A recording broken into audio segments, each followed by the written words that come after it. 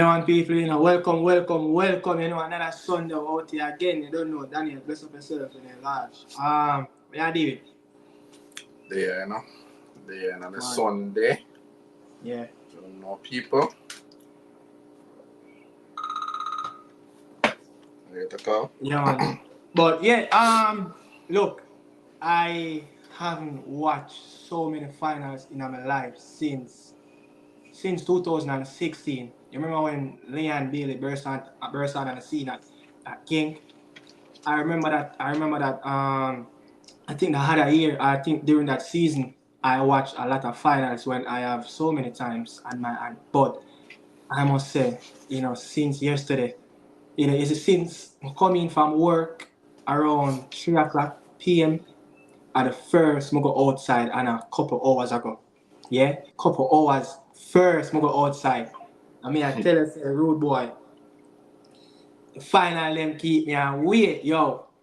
Me I watch the the CAF Champions League, the African Champions League, with Al Ali and a team from Tunisia. I think they name Esperance. I think Al Ali won that. They won it. They won it 1-0, I think 1-0 at aggregate. And I was watching the Asian Champions League with Al Ali, a team from I think UAE, playing Yokohama from Japan. That game finished around 5-3, 5-2 on aggregate. And I was also watching the Women Champions League, yeah. What else I watched? I watched, the DFB Pokal, the Championship, so many finals. I didn't watch anything but finals. I was watching a little bit of few games, but the last game that I watched before I came on here, it was that game against Roma versus Empoli when Empoli, Niang, remember Niang from AC Milan scored not the equalizer, but to give Empoli a 2-1 win in the 93rd minute to keep them up in the Serie A for another season.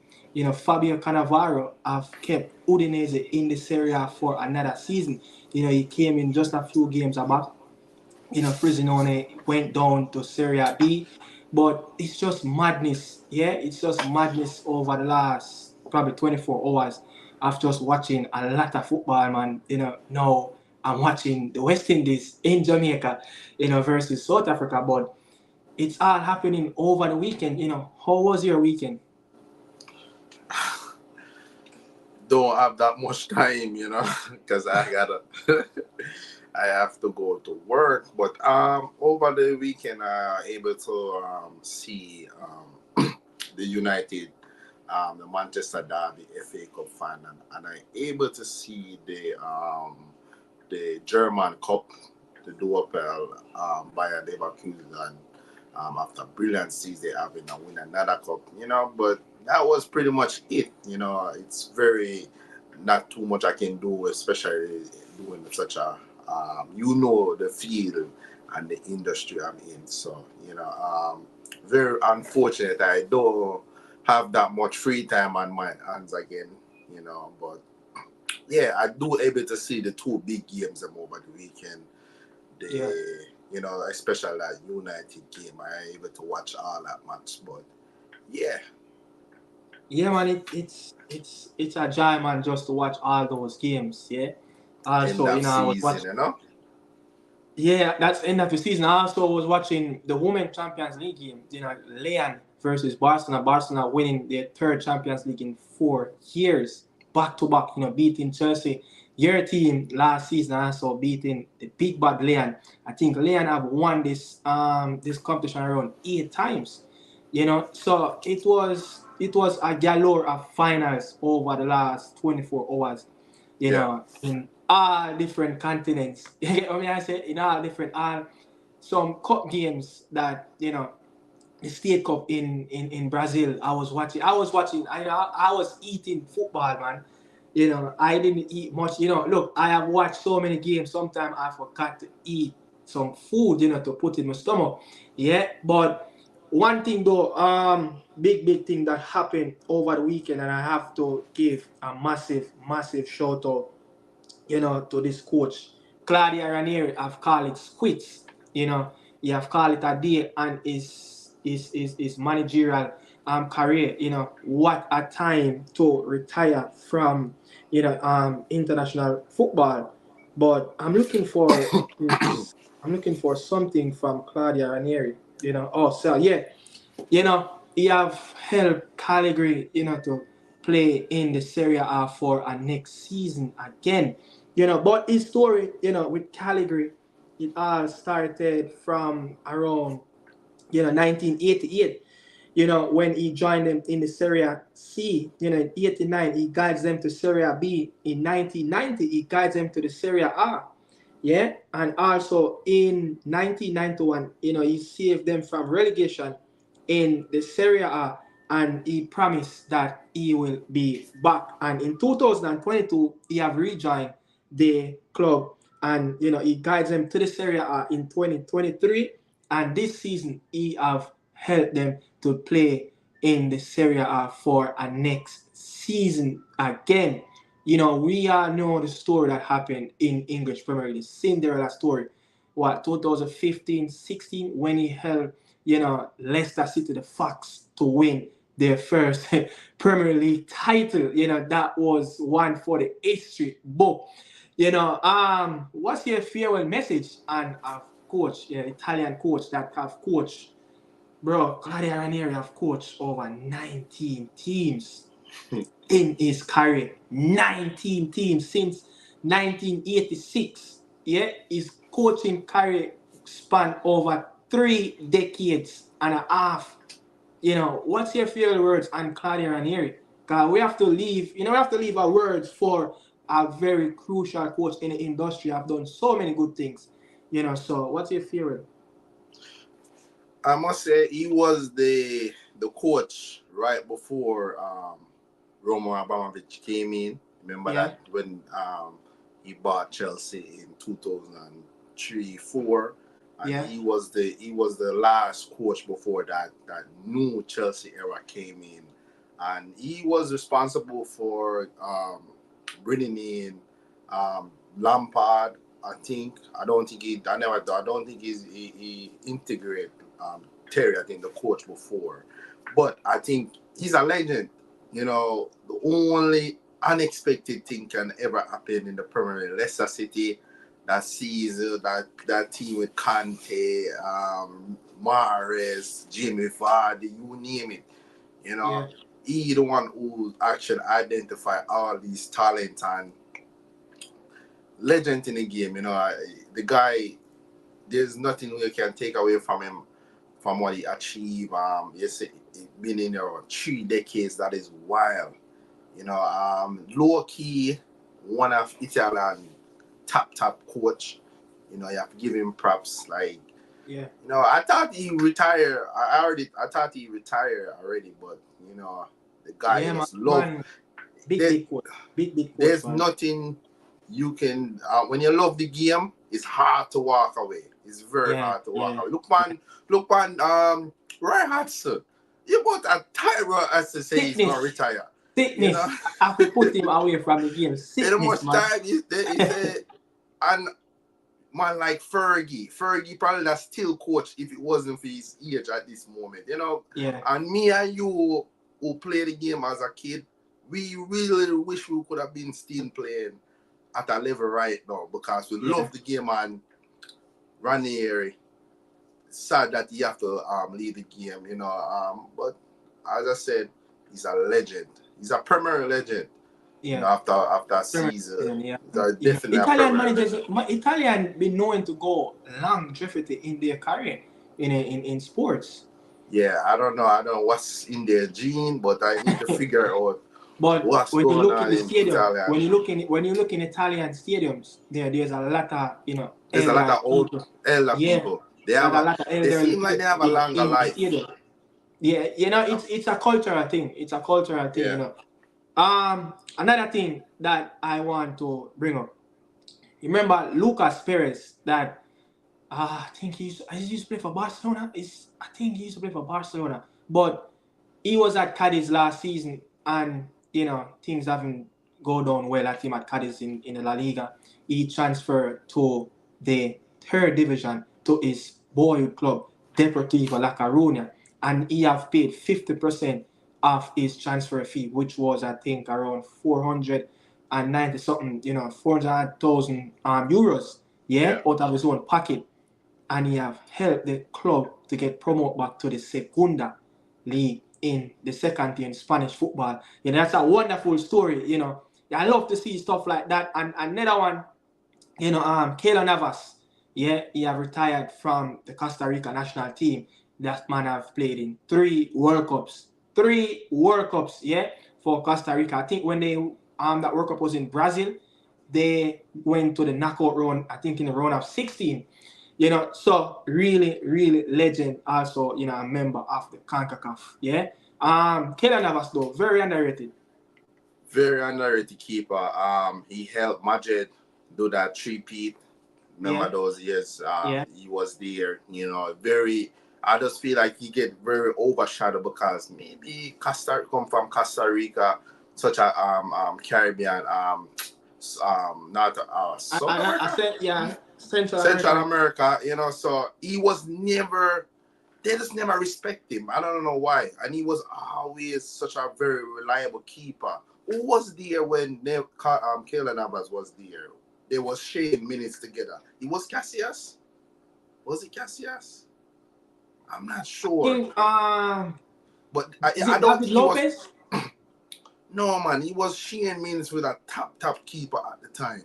I'm not sure if Maybe it was. Cassius. Maybe. I think it was Cassius, but they was just never respect him. But he always, even when he went to PSG, and then the same stuff over there Yeah, where you have stuff to over there. share Yeah, minutes and but class goalkeeper, class class. class Very goalkeeper. shot. One of the best shot blocker in the world. Yeah, man, and you can say he bring his country to the World Cup no multiple times. See have some really good shots over there. But Yeah. kudos to him. Have a very very good retirement, and he overall retire from the whole game itself.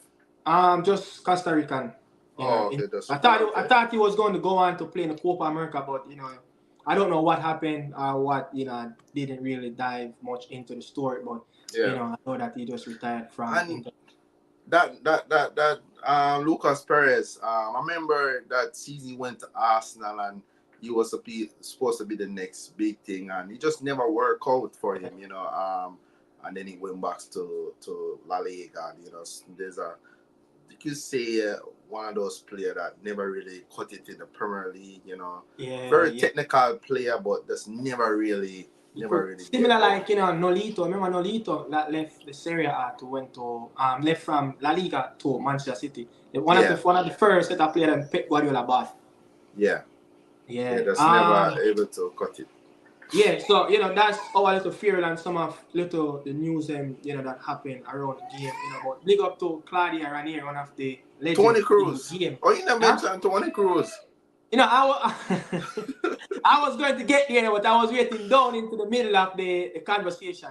Okay. Because I was going to get there, but I was going to go down in that deep further down, when I touch over there. But I mean, German, you support the German national team. Look, I heard that he asked for not a farewell message. Is it at the start of the game, or the midway of the game, or the end of the game? And it's just a simple, casual, person. You get what I say? Just a simple, casual person. But it's a legend. He's a legend. It's just sad. Oh, you look at the story that what happened between him and the bigger heads at Bayern Munich. He need more money, and they told him that Mario Götze, is a better player who deserve a better salary than Toni Kroos, and it was Carlo Ancelotti who picked him up. I think from Bayern, and look, he turned him into a giant, one of the best midfielder in his era, But I don't know if you want to add anything to Toni Kroos because I know he's your boy and he will be that's it, after the Euro. Class player. As I said, the sniper. Yeah, Toni Kroos, true ball, long ball, free kick, you name it. It's just different. Like I remember when German used to produce these technical. I don't remember back then. Me used to talk about how German midfielders play, Songsteiner, Toni Yeah, yeah, Kroos, yeah, yeah. Ballack. And I Yeah, said they that have was the this. wave. they just have this different type of. They're different from all the the Spanish. different dynamic, you know. Yeah, they play No. different from all the Spanish midfielder that play the Brazil. Yeah. They just have this different thing about them. And if you want to know how the German midfielder used to play, look at Toni Kroos. It's just that, very technical, just calm, cool, You know, like the German them, you know, like you're going to a place to enjoy yourself and you just want a casual way, something that's simple. Yeah. You know, they just play the game simple, and they know exactly what to do. You know, just by doing the simplest things on the football pitch and just getting the job done. You know, they just look like they had a world beater. You know, but yeah, man, respect to Toni Kroos, legend of the game. You know, but this is just weird. This is just weird. But people remember we streaming on Nicaragua Media House and Daniel Football Channel. So remember, if you're on either one of, just remember to subscribe if you haven't done so on either channel and like up the videos on both platforms. I really appreciate it. We're going to get into the Reggae Boy stuff a little bit, but we have to chit chat. Too much stuff happen over the weekend sometimes to come here and just reason about the Reggae Boys. I just believe that come here and just talk about the Reggae Boys. I just feel like we just stifle my football knowledge. People, if you don't love football, I sure no one just get up and just watch Jamaica football. I know watch the Premier League, I know watch the Bundesliga, I know watch the Spanish League, I know watch Italian League. If you love football, that means you watch every top league in the world, even with Jamaican League. So you can't expect to come here and talk about just Jamaica football. If you watch, nobody can tell them say you don't watch Premier League. And so we're gonna give our opinion on every other game. You see me I say? Yeah. Yeah, I just feel like just sometimes don't give our opinions on what's happening around sports. I just feel like I'm just stifling my football knowledge and all the games that I'm watching over the weekends. Storing everything in in my brain, coming here to talk about it. But if I don't do it, man, I go to my bed with a headache. Yeah. But bless up to everyone. We understand that look, Jamaican football is priority. That's where we want to see, good things happening. But we just have to do our job around the sports. We just talk about, whoever just joined the stream, we just talk about the one of the legend coach in the industry, the Italian Claudio Ranieri, I've called it his end of his managerial career. A man, have managed just around almost 20 football clubs in his career over his 38 years. A man have 38 years in his profession. Bro, that's a lot of years. That's three, and that's around, just run it after for 4 decades, man. Of years of doing it, since 1986 until now. So many years, that was when Diego Armando Maradona was lifting that World Cup in Mexico.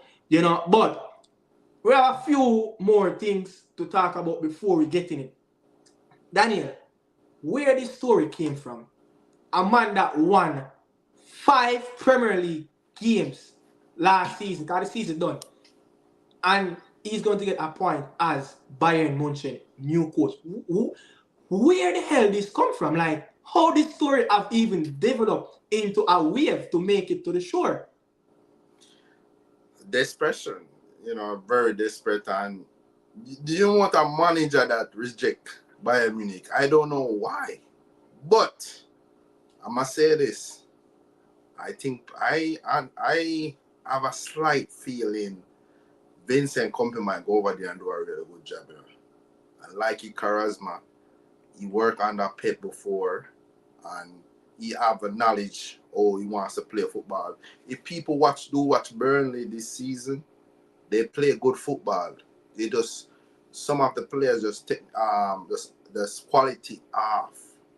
But the way he wants to play football that's exactly how Bayern Munich wants to play football. But people might say, yeah, he was the 6th choice, but you never know. I believe he will go there and do a good job. I honestly believe he's gonna go do a good job. You know what I'm saying? Like he's very intelligent. He speak Germany. I'm German. Yeah. He played in the German league before. He played for Hamburg. You see what I'm saying? So Yeah. this guy is a Premier League winner. Like, yes, coaching and playing is two different things, but you have to remember, people have to remember, Vincent Kompany was the captain of Man City all those years, and he have a little leadership with him. So he come with leadership. And to be a manager, you have to be a leader. So you could have said, yo, him have that edge too. But to go to Bayern Munich, yes, one of the biggest clubs in the world with a lot of leaders, Muller, Noah, Kimmich, all them man there. I believe they will respect him, give him flowers, and listen to him and see what works. I think he could work for him. I think Vincent Kompany is one of the new gen manager that's coming up, like Xavi Alonso, Thiago Motta. You know, I think he's one of them too. I thought maybe because of him color of him skin, but I feel like he's one of the next big upcoming coach coming up. Yeah, just look at the work that he have done the season before he got promoted, to the Premier League. Burnley, they just fly through the English Championship. Not many managers do that in their time, in the EFL Championship. But as you said, he used to play for Hamburg, play about 30 games for the club, But Vincent Kompany is a very educated person, and to get this Bayern job, you have to can speak in very good English and very good German, and also, when you grew up in Belgium, you're more likely going to speak 3 or more languages. Yeah? They speak German, they speak a little bit of the Dutch, and they speak French. You understand? And also, most of their population, speak a little bit of English.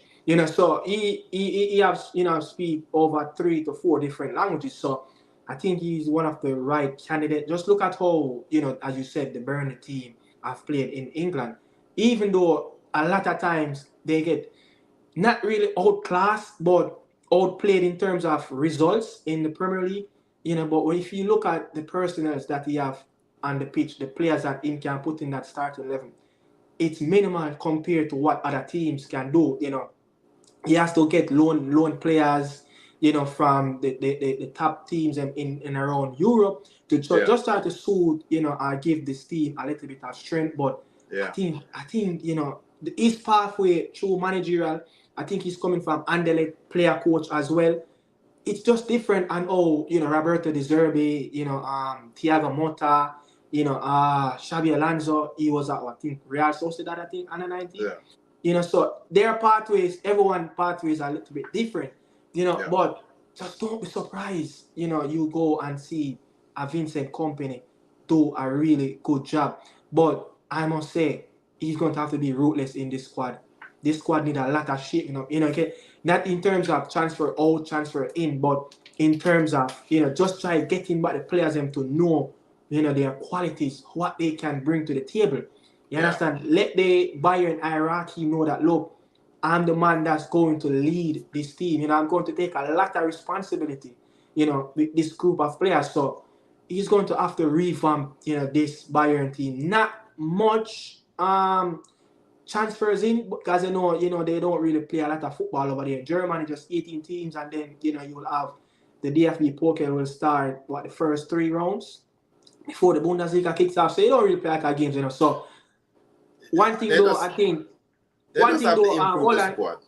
Yeah, one thing though, just utilize the squad, squad management. But one thing you have to do coming this season, in August and September, October, November, is have to retain back that Bundesliga title. Then he can go on the next summer to challenge for the Champions League. He's going to have to put up his best shot in the UEFA Champions League, because that's Bayern. They want to win it. Once you're in the Champions League as a Bayern coach, you're going to have to make your best shot at it. But priority is to get back that Bundesliga from Xavi Alonso and bring it back to Munich. You understand? So let's see what he's going to do. So next up, Xavi Alonso, Xavi Hernandez. After that defeat in Camp Nou, that 5-3 defeat, not Camp Nou, but in the Olympic Stadium, when they got 5-3 against Villarreal, he came out and said he's leaving at the end of the season. After that, Xavi Alonso only lose a couple. I kept saying Xavi Alonso. Xavi Hernandez lost a couple. Xavi Hernandez have lost a couple games right in between that Villarreal game until now. You know, he have one of his best Barcelona record in terms of winning percent because he was leaving. But a couple weeks ago, he came out and said, I am staying. Then fast forward, Laporte said Xavi Alonso is going to get the sack. And then Flick, the German coach, you know, former German coach, he's going to award a 2-year deal plus the club have an option to add on with it. You know, what the hell is really going on with this Catalonian team? You know, it's just chaos all over Barcelona Football Club. You know, Uh, what you think, man? uh, Like, it's just chaos, man. I literally just saw a quote. Um, I just saw a quote saying that the reporter asked Xavi, "Are you relieved?" He said no. I said why? Because I didn't want to stay. So clearly he wanted to stay, but Laporta wanted to get rid of him. But how can someone say they're gonna leave and then you beg them to stay? And at the end of the season, you tell them, say, you're going to tell them that they cannot stay. Why? A legend of your club, you're cheating like that? I don't know what happened to Ricardo, but a legend of your club, Barcelona, you have to do better. You got to do better. Legend, you know. Barcelona have been treating their legend really bad over the years. They treat Messi bad. Mm-hmm. You see what I'm saying? PK, They treat PK bad. Like, everybody. why every time when Violence. these players is leaving your club, you treating these players so bad? It have to do. Look, man, look over the other side. Real Madrid. Real Madrid treat their legend like class. Real Madrid treat their legend like class. But, I don't know, man. Andrew Flick, I honestly believe he's a good coach, what he did for Bayern Munich. But I think that team, they're going to need some investment. I That's saw the Christian to playing at that Busquets position today against Sevilla. They lose their identity. Christiansen is playing as a number 6 today against Sevilla. That's crazy. I know it's not the first Xavi have used him there, but it's just crazy. You know, that who they brought in for his replacement, Romario. Huh?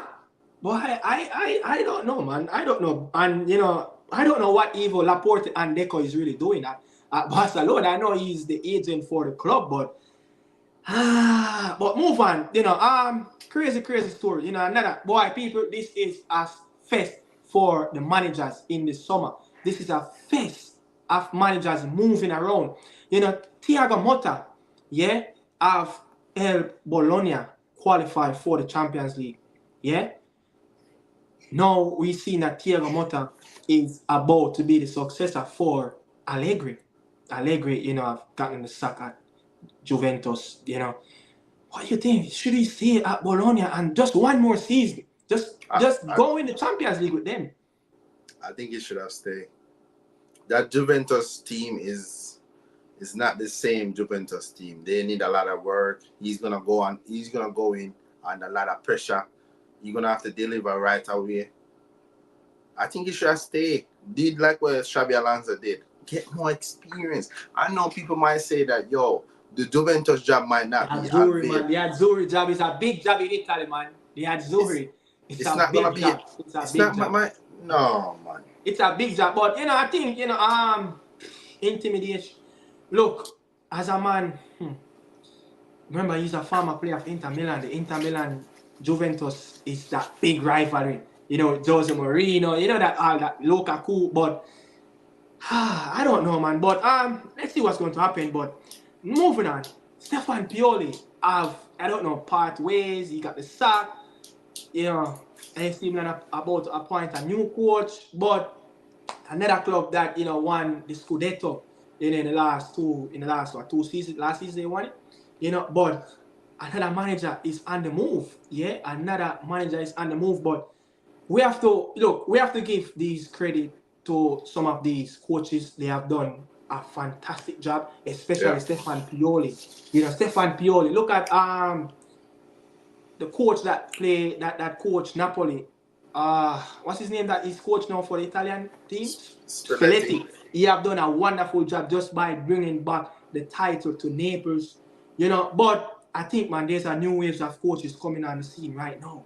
Yeah, and we have to just accept that. But we're going to get to you. How much managers have coached Chelsea since Roman Abramovich is not the owner for Chelsea Football Club? No, laugh. I'm gonna be real with you. Watch out. I think Pochettino deserves to get sacked. I think he deserves to get sacked. Because I'm not gonna come on here and then act like say, yo, 2-1-5 games straight. All of a sudden, Pochettino should be staying. I'm sorry, people. Pochettino should have been gone from January. They must say Pochettino be a fool in this man that doing that. But get that, say, yo, with that start to get on a farm and thing. But I'm sorry. I think Pochettino was very poor throughout the season. Yeah. You see what I'm saying? Chelsea should have won that quarterback cup against that Liverpool team. Remember, man. Yeah. When Liverpool have that massive injury hit from them squad. Come on, man. Arsenal were one of the biggest rivals in the Premier League, smashed us 5-0. You know what I'm saying? We lost to Nottingham Forest at Stamford Bridge. We draw with Sheffield United away. 1-1. There's results throughout the season that he should have been get sacked. Yeah. You know what I'm saying? I'm sorry. Yeah.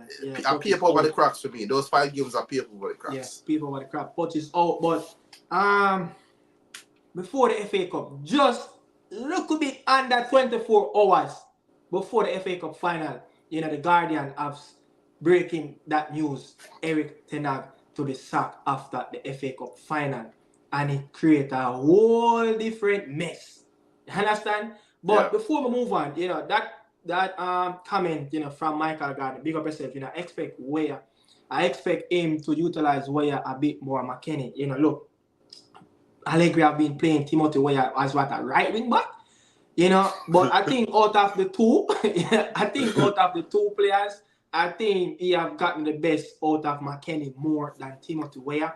But what he have done to Timothy Weah game, he have utilized him a lot more in that wing back position, which is not really a wing back, but as with formation stuff, he's like a wing back.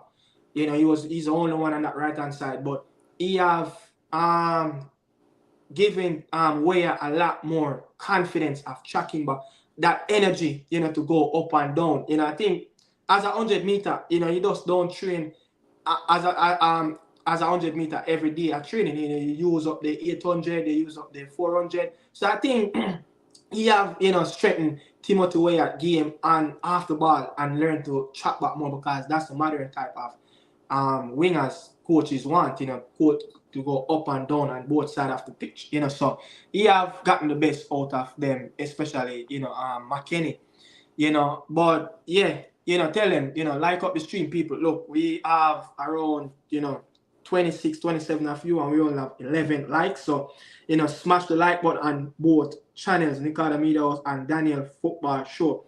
I know what to do, man. Subscribe, if you're new to both platforms, the streaming on both platforms, we're doing this together. So I really, really appreciate that from you guys. You understand? So, but I was, Erik ten Hag, is about to leave. So let's see, reports come out again after the final. The Ineos going to make a decision, but they're letting the dust kind of move away from the FA Cup scenario, what happened. But one of the biggest things that happened over the managerial campaign that's really going on, where manager's going to be, the one that I really, really digest more, the legend, Daniele De Rossi. Yeah, Daniele De Rossi as a point as the coach for Roma moving forward next season. 3 years on the board. Yeah, that's massive for the Roma fans, because look at how he have picked up the job after the legend himself, the special one, Jose Mourinho. Yeah, he have brought a different light. You know, he have bring this different new system. You know, Jose was playing like a three at the back. You know, but Daniel there has to come in with the 4-3-3. You know, the 4-2-3-1 farm. He's have come in a different style, a brand new wave. You know, you could see the players you know, playing different formation on the pitch at one time. You know, the interchanges. It's just crazy how the new waves of managers. And I think we kind of blindsided to it when we saw Roberto De Zerbi came over from Italy. And look at how Brighton played. They played like a cube in the midfield. Then a player intersection each position, and you know, it's moving around different positions on the field.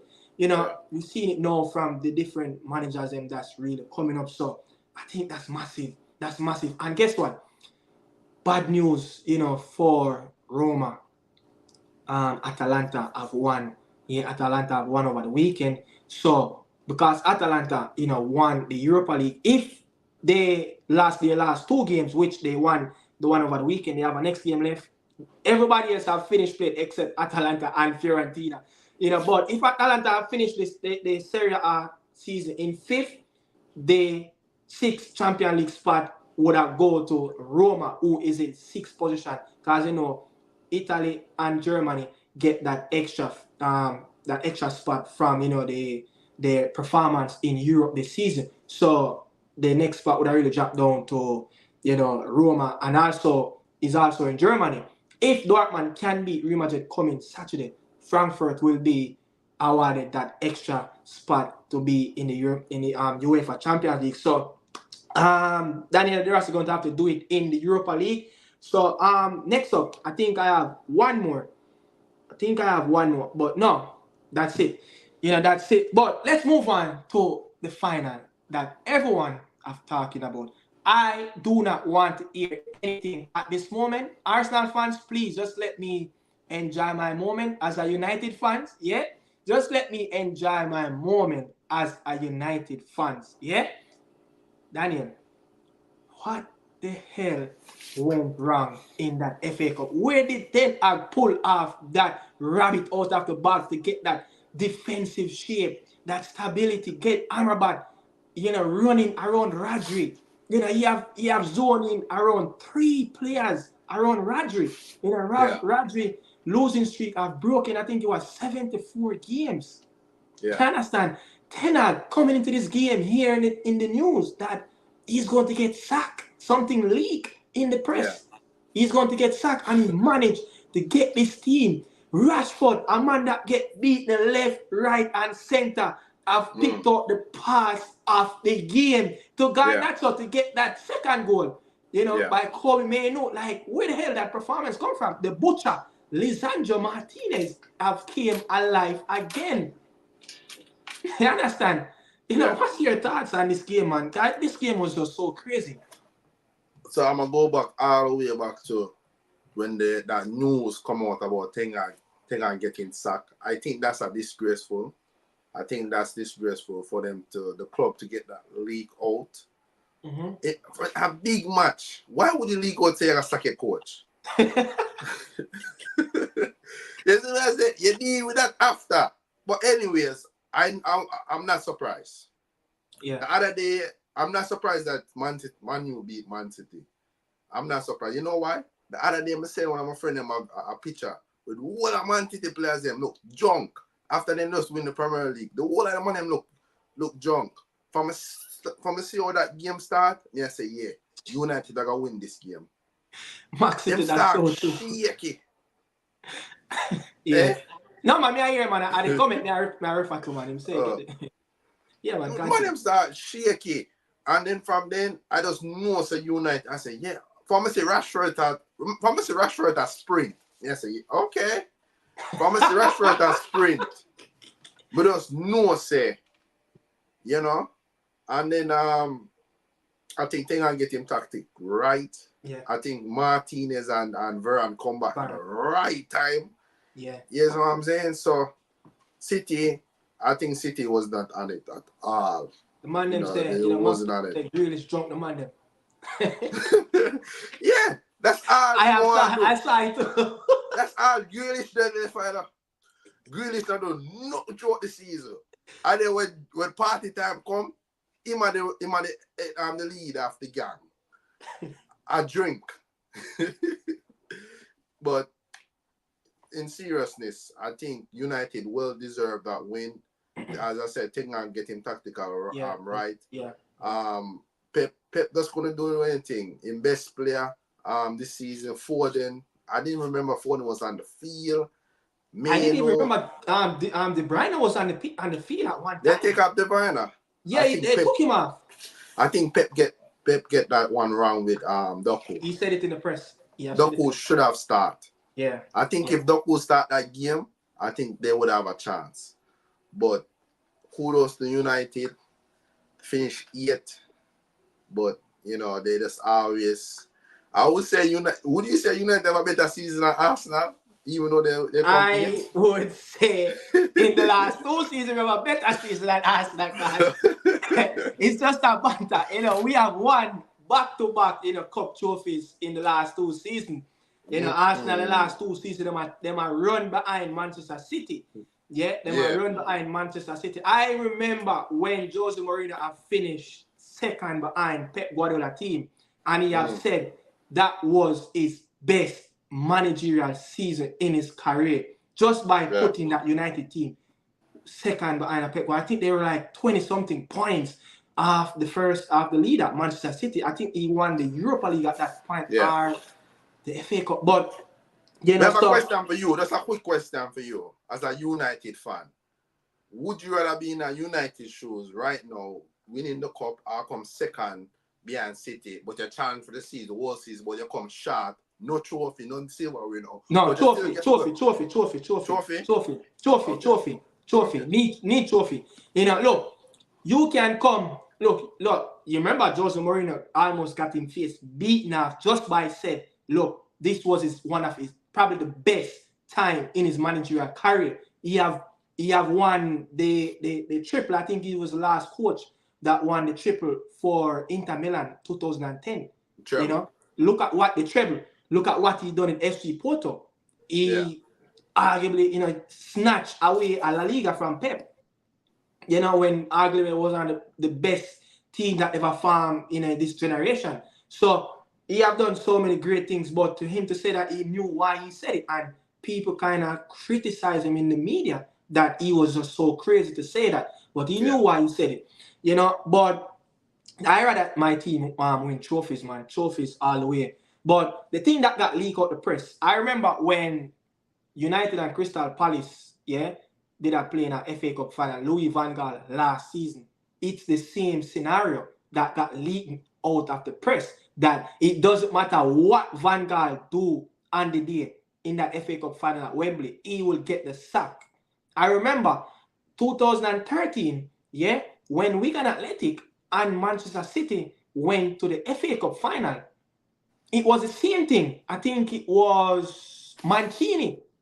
Yeah. It doesn't matter what he do, he will get the sack. It's not something new that happened with Eric Ten Hag that leaked out the press. It's just something that just happened in English football, But Arsenal fans, just hold that one day. Next up, sports, just hold that one day. You get what I say? Yeah, man, that one day beat off on the face, man. Big time. Look, Ten Hag, but we're not really too celebrate still because it's a poor season. But we just give thanks that we beaten the champ. Look, we didn't have to do it. Last season, the man them win the quadruple. No team never did that yet. You understand? And then beat is it the quadruple? The treble. The treble. The treble. They won the treble, I must say, because we won the Carabao Cup. We won the treble. They won the treble last season. They beat us in the FA Cup final. You understand? Yeah. And when you look at it, man, you're like, come on, third in a row in the Premier League. No, they do the unthinkable that nobody ever think that a Premier League club would have do in this time. Won 4 Premier League titles in a row. And you think we need to make them win the FA Cup and go back home and go celebrate? No, man, we'd have to disrupt look like that celebration, man. We didn't have to take them off, for them to pinnacle. But just by United winning that FA Cup, it have steal away some of the spotlight. Look, people, as so you know, Manchester United is one of the club that in England that when United win, everyone is on United side. All focus is on United. City have won the 4 piece in a row. And since United beat them, you don't hear anything about the 4 piece. Yeah. You get what I said? You saw the Jamie Carragher comment that he have said, Manchester United and Liverpool are the 2 most successful clubs in England. Yeah, they are not always the best, but they both have an ability to continually win trophies when the odds are stacked against them. Chelsea have that thing too. Whenever they hire a new coach, just since recently, it now really happened. Chelsea always going to win the next Premier League title. You hear what I say? So, City just enjoy that 4 piece, but we just have to take that FA Cup and just, can't let the Manchester be blue all summer along. But the most expensive final in the world that value over 200 million. EFL Championship, man. The playoff. Yeah? Southampton versus Leeds. Look, I said this to somebody. Southampton going to win the playoff. Yeah. They're going to win it. Leeds, it's just too much of a pressure. But Daniel Farke, I remember he brought up Norwich City, but Southampton just came and they just played the football at simple. Leeds United have a lot of runners and their pitch at the time. And what Southampton have did, they slow the game down. They run into spaces. They let the pitch. When they have the ball, they let the pitch be a lot bigger. So it keep away, the Leeds United's players because they are much quicker players around the ground. And when they defending without the ball, they played a lot narrow and they close and pin the runners for Leeds United. So I think, Russell Martin, the Scottish have gotten the best out of the German, Falkner, and I think the better team won on the day, the better team that, took the opportunity. What's his name? I think, I forgot. What's his name that scored the goal? I forgot his name. Not Che Adams. Adam Armstrong, he have scored around 25 goals in championship. But yeah, Southampton, is up. But Daniel, I have a question though. It happened for the first time.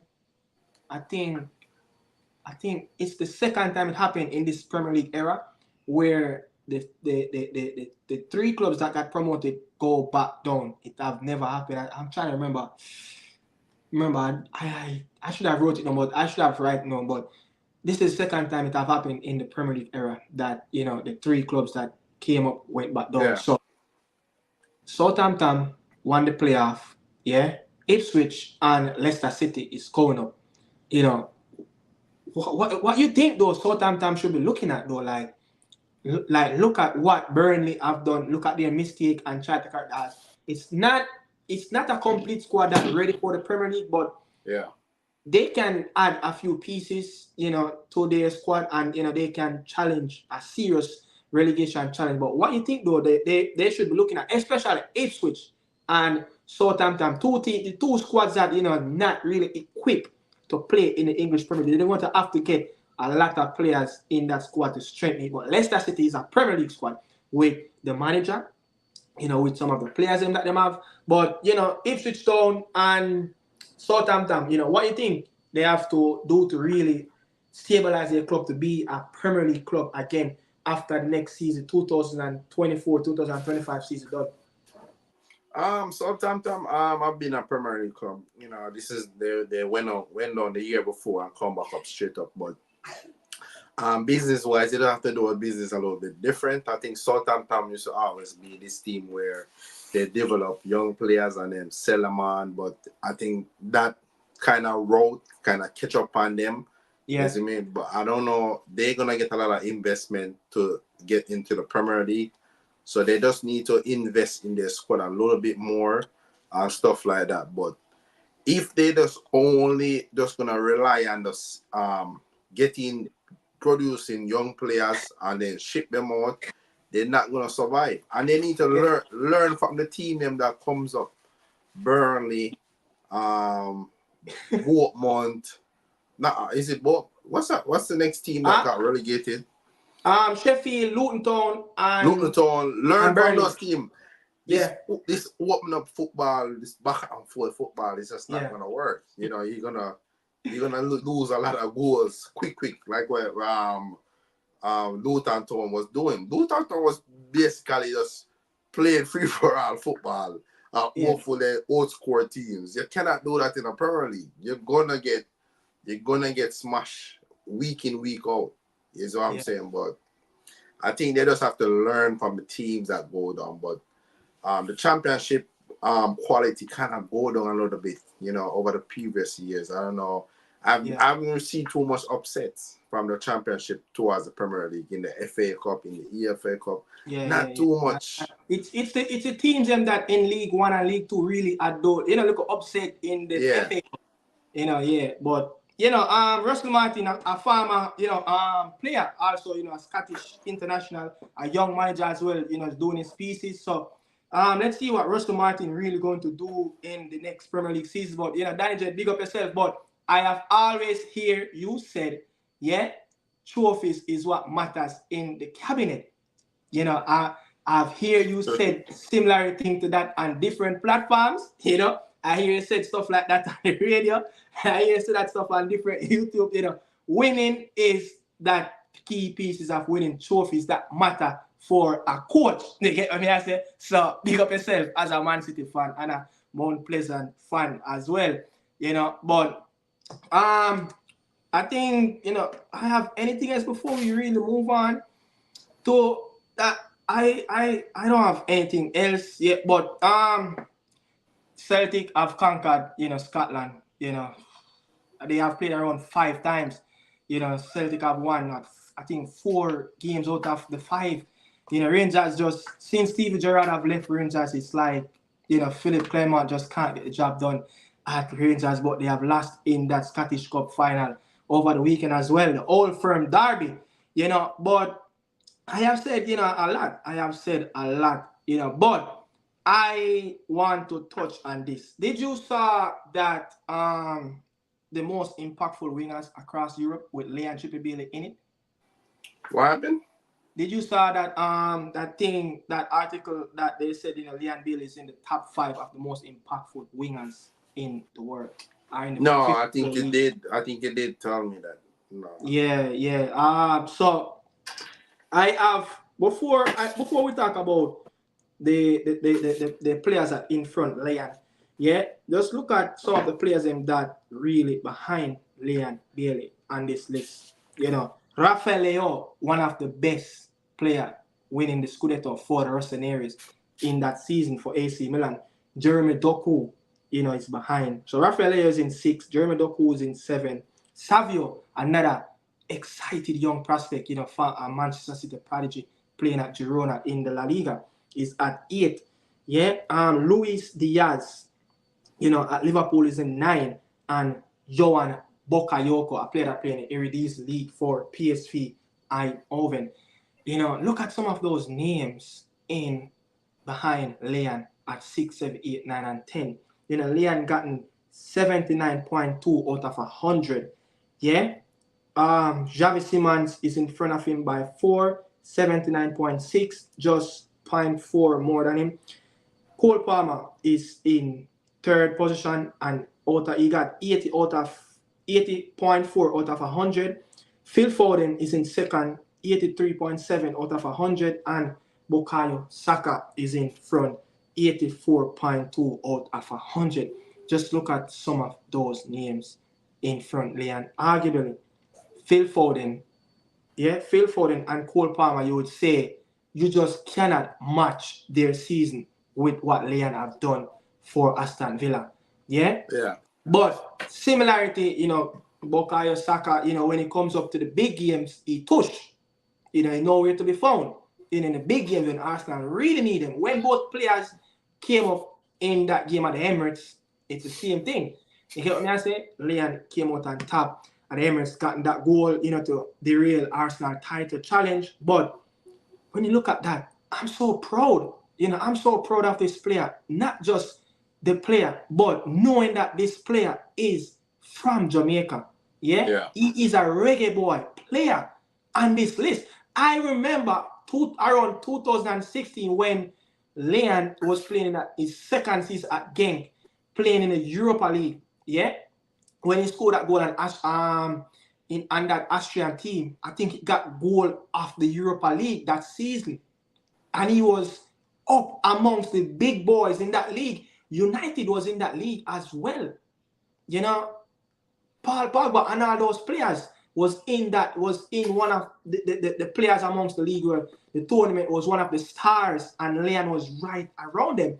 You know, I mean, you would say from there until the next probably 6 years, his career haven't, stepped up to that level where he's ranks amongst the big boys in European football. But to see him in top five, I mean, what's your thoughts, man? Bukayo Saka, Phil, Cole, and young Javi Simmons who played at RB Leipzig.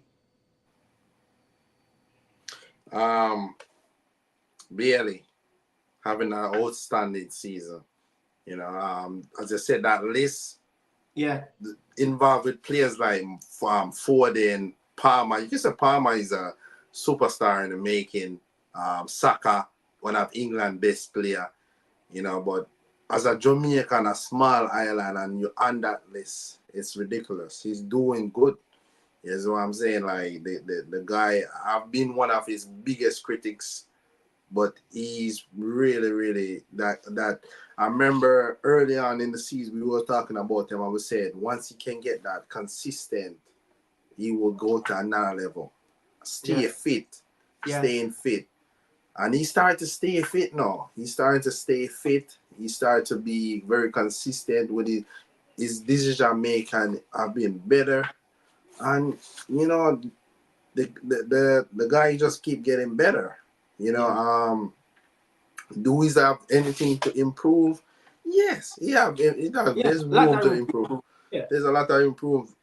You know what I'm saying? But I can't bash him no more. I have to give him props. He have been brilliant this season, Hopeful next season he can get better to another level. Hope him set another goal for next season. Like, if I was 10 goals this season, he's supposed to set to another 20. Because Champions League football, the biggest stage. Yeah. So as a Jamaican, I feel very proud and hope whatever him and the national team have, they can come together and get that and put that aside, because I want to see what he's doing for Aston Villa. He do the same thing for the Jamaican national team. Yeah. You know what I'm saying? And I want to see him be a leader. I need to be wearing the captain armband when I'm on. Yeah, man. Him at the face of the national team. I want to see him become. I think that and get the performance on a consistent level. Yeah. That is the next two things I want to see from him. The leadership with the captain armband around him and getting his performance a lot more consistently. Week by week, whenever he playing for the Reggae Boys. Yeah, because Bailey is not no star boy no more. Bailey a big man now. We call star boy when you're 18, 20. Yeah. Like, Wonder Kid. Wonder Kid. Yeah. He might get into that veteran caliber now. You know what I'm saying? Yeah. Like, this is going to be third season. Is it third season in the Premier League or fourth? This is his third season. He's finished. This is the third season. So next season is going to be his fourth. Yeah. So contract in 2027 with an option.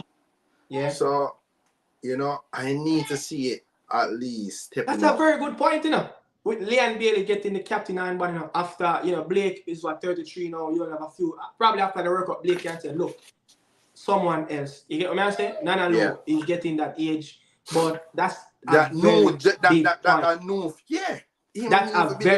a very solid point to make about stepping up, playing more consistently with that captain armband on your hand. You know what that means for captain your team?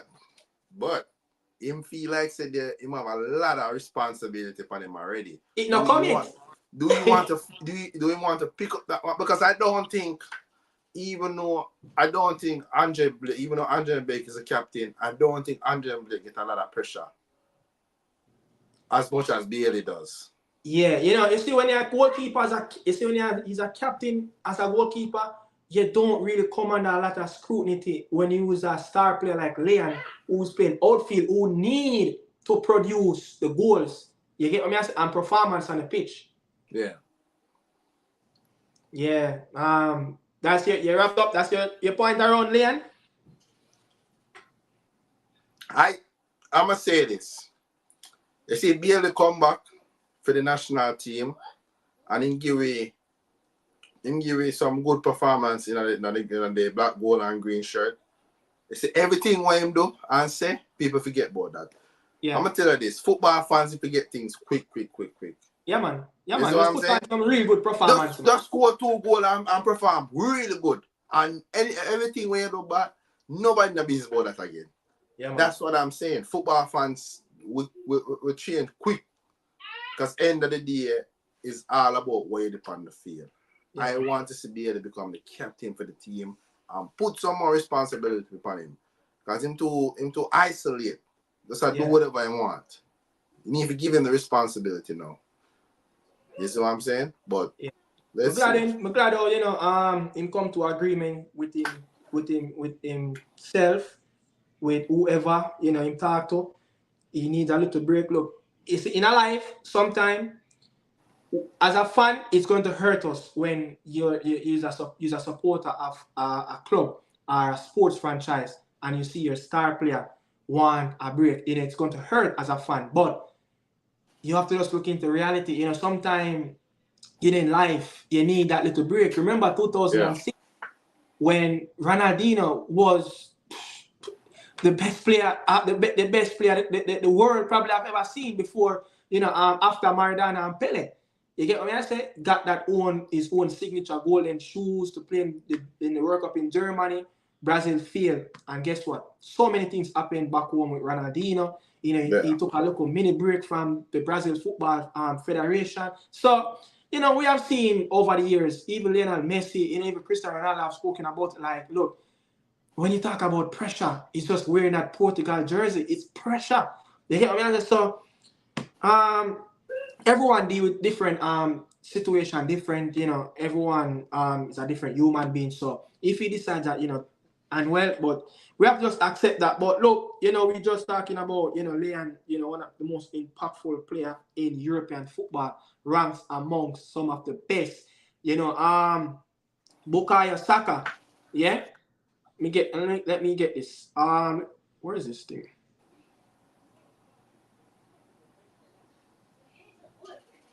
So, Bukayo Saka, 47 games, 20 goals, 14 assists all over, for them 52 games, yeah? 27 goals, 11 assists. Cole Palmer, I've scored 21 goals in the Premier League? 22 goals? 22. 45 games, 25 goals overall, 15 assists. Javis Simons, 43 games, 10 goals, 13 assists. Leon have played over 50 games. This is his first time in his career, yeah? He have played over 50 games, and I think the last time he have played, over 40 games in his career is when he was at KRC Genk in the Belgian Pro League, injured time when he was at Leverkusen. He have done a fair bit of parts there, but he have played, 38 games last season for Aston Villa. Now he have expand that. What did he do? He look a little bit lighter too. Because I remember he's probably doing some extras. It was the World Cup. Is the World Cup last? Yeah, when he lift up his shirt. I went to go watch Jamaica play. I think it was Grenada. One of those Saint Kitts. And me said to a man, say, yo, Bill look too.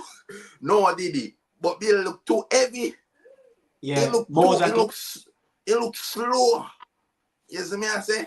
Like him, when I watch that game there, it wasn't. It's like on that Premier League, just like glide past people. Yeah. You know what I'm saying? He look fitter, he look happier.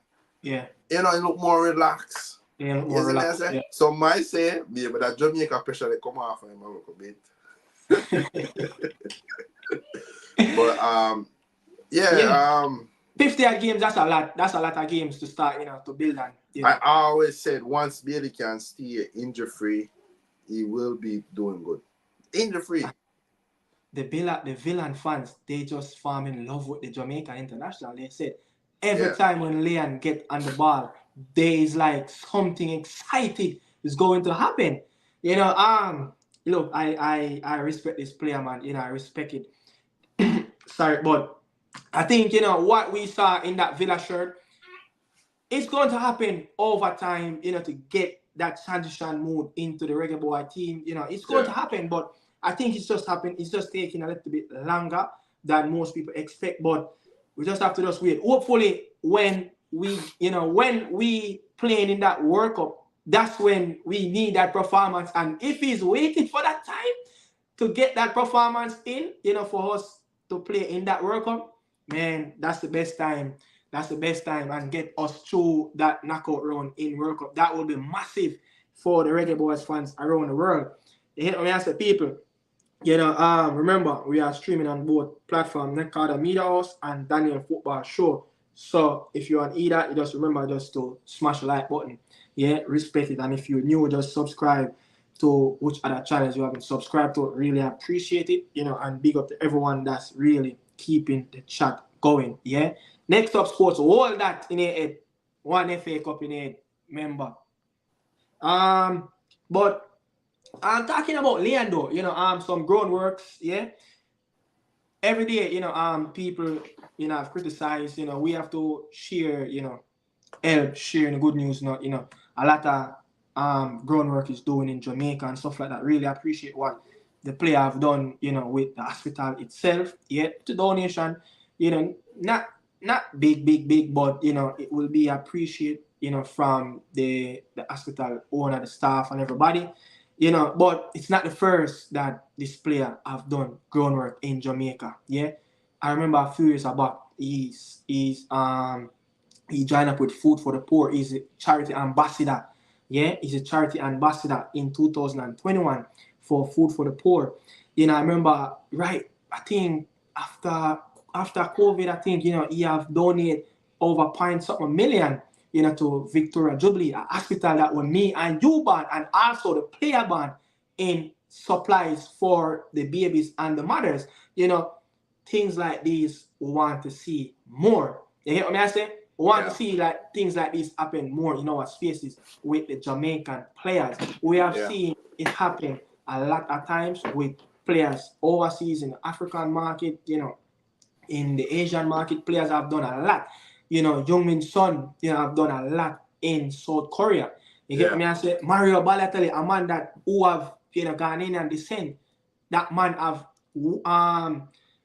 wired pipeline from the main part of the town to the village, just so the people can get running water. The first time people get running water in the village, done by Mario Balotelli. So crazy people have done so many things in the country that you see that they which other parents are from. Zlatan have done so much, for Croatia, for Sweden. Zinchenko have done a lot too for the Ukrainian people for that war. You get what I say? So, and Evo, he have made a donation at one time, 25 tablets for, the Next Salvation Army of Children. It's like a children's home, So it's been happening for the last 4 years.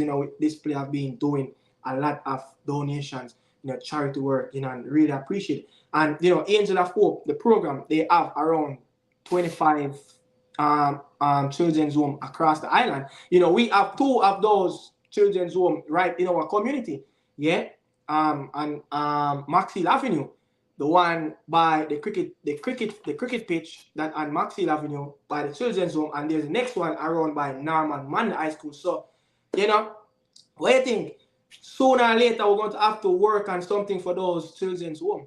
I don't think that one by Manley, by that the medical facility, the healthcare place right there, I don't think that one is there. The one for only women. I don't remember if that one is there. but I know the one by the cricket pitch, the children's home. Yeah. You know that one, right? Yeah, I That know one. what you're Yeah, I know that is still there, but what you think, man? Sooner or later, we're going to have to get some, some charity work done for our community, especially the children's home and also the basic schools in our era. But time will tell on that. But you just love to see, players do stuff like this, Yeah. giving back to the people, even what he have done with cassava peas, I remember a few times, he bought tickets for so many kids to come and watch him play for the Reggae Boys, so many Yeah. things. So we have to really appreciate when the player have done a lot of good work out there, not just what he have done on the pitch and criticizing, but respect Leon Chippy Bailey, and Craig Butler for helping the Yeah. ball with all these groundworks. Huh? No, I was gonna say, a good work. Sometimes love to see the players and give back. Any athlete, entertainer, giving back to your country. We always see the African players them do it. Yeah. San Mane, all those Eto, Jagba. You know what I'm saying? They give back. And we always look out for our own Jamaican people. Say, yo, we go abroad and start make money. We don't do nothing for the country, so when you see someone is doing it, because let's be real, these players and these people don't have to give nobody their money. They're Yeah. doing it is because they want to do it. Because end of the day, they're not getting back anything out of it. So when they do it, you have to say big up, and we want to see more and more people doing that. When you have the resource, and you should. Yeah. You get me? So, hopefully, whenever we get on a certain level, we can Yeah, go we back. can also do it. Yeah, we Do it can do it, for and but for the basic school. kudos to Bailey. Yeah. Yeah, and for the children's home also, we are a proud residents of the Maxfield Avenue community, Kingston 13. Yeah. So big up to everybody in that community. That's where we're from. Kingston 13, Maxfield Avenue. Half Maxfield and half Waltham. But I would say most close connected with the Maxfield community. You get what I said? That's where we Yeah. run up and down mostly. Yeah. But I want to touch on a little bit of the Nations League fixtures, but I want to say this with the Reggae Girls. Over the weekend, I also catch up. For a while, I haven't watched the La Liga F. Yeah, Kayla McKenna play for Villarreal. They fighting relegation. Yeah, they fighting relegation. I think they got beaten over the weekend by, I think, is it Atletico Madrid or Barcelona 2-1. But Kayla McKenna, have scored 11 goals. She has started 27 games out of 28 games that she have played. She's that vocal point for that Villarreal team. But I was watching Tiffany Cameron, Real Betis. Real Betis, I was watching that game. I don't remember. Real Betis and Real Madrid. Real Betis and Real Madrid. I was watching that game and just look at how the team, trying to get around Tiffany Cameron. She's 31, 32 years old now. She's on that last lap of, retirement. But with no Khadija Bonisha, Kayla McKenna is in the squad. Tiffany Cameron is in the squad. Both players playing in the La Liga. Tiffany Cameron has scored 6 goals, starting 16 games in 27. Kayla start in 27 out of 28, 11 goals, 2 assists. She have a goal contribution, 50% goal contributions of what Villarreal women team have done this season. So, and both players, most of their time playing in the two teams, they have played in center forward by themselves. But the reason why, I brought up this topic about those two players, look at how they played. I think that's moving forward without a Khadija Bonisha fully fit, speedy recovery again. Bonnie, I think those two players should be the Reggae Girls starting front two under Anna Hubert Busby team, because look at McKenna. She have a goal contribution of what 50% of what Villarreal scored in the La Liga this season. Yeah, that's a lot. That's 50% of what she done on her own. She is not a player that going to drive a team by herself. But because Villarreal is a team, not so prolific in the La Liga, not so much quality, they have to play like 4-5, 4-5-1, 5-4-1. She have been that vocal point up front. Only if she can get someone else to play alongside her, probably she would have, gone on to score a lot more goals. But she's like a 2.0 Khadija Bonisha, someone that will drop deep, someone that want that supportive striker runner that you can link up, a really good finisher. She has a quick burst of pace that, she can really give a quick sprint, but she's not the quickest. But I think both players, Tiffany and Kayla McKenna, can complement each other. Tiffany, energy off the ball. Kayla McKenna, holding up the play, with her back to the goal, Tiffany running behind. I think, that would be a really good partnership up front, in that 4-4-2 and that Busby with his philosophy of playing front foot football. So I think that's something that, the Reggae Girls new coach can really work on. But looking at how Tiffany is playing and looking at how McKenna was playing over the weekend, that just came to my eyes like, these two girls can play in the front two for the regulars team. But you don't know, June the 1st and June 4th is the big game in Brazil. So hopefully we can get some positive out of that game. Brazil is also on the rebuild. Yeah. So we're looking forward for that as well. Let's see.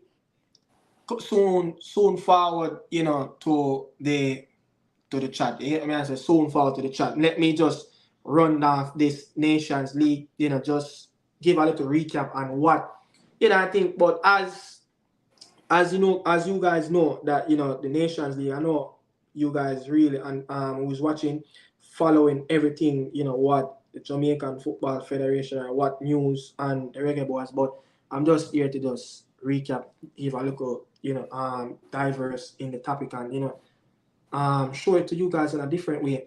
But the first game, Cuba, yeah. So we're going to play Cuba September the 6th, Honduras the 10th, September Nicaragua the October the 10th, and Honduras on the 4th. But when you really look at, the Cuba game, I think Cuba beat Nicaragua in Nicaragua. I think it was a friendly game. Yeah. Just looking at it, the qualifiers coming up in just a few weeks from now. The Copa America is coming up in right around the corner. Yeah. And when you look at what's going to happen in September and October with those games, I think it's going to be competitive. Why I think it's going to be competitive? We should get 3 points from Cuba, regardless of what happened. We should get 3 points from Cuba. Yeah. But we just cannot take this team light. But again, it will bring challenge to the Reggae Boy team. And this is what I want to see the team getting this challenge, because a few years about Evil under the last 10 years of captain, we don't really have a lot of games. Sometimes we miss out on FIFA window, sometimes we only play one game. So looking at we playing Cuba at home, we're going to go to the San Pedro Sula against Honduras. We played them last time out in the Nations League in the stadium. We're going to go to Nicaragua, the Estadio Nacional Nicaragua in Mongua, Nicaragua. So it's going to be competitive. Who know Nicaragua? That pitch, the Estadio Nacional in Nicaragua, it's an artificial turf. Yeah. And that team, they fully support by their local fans. Nicaraguan football,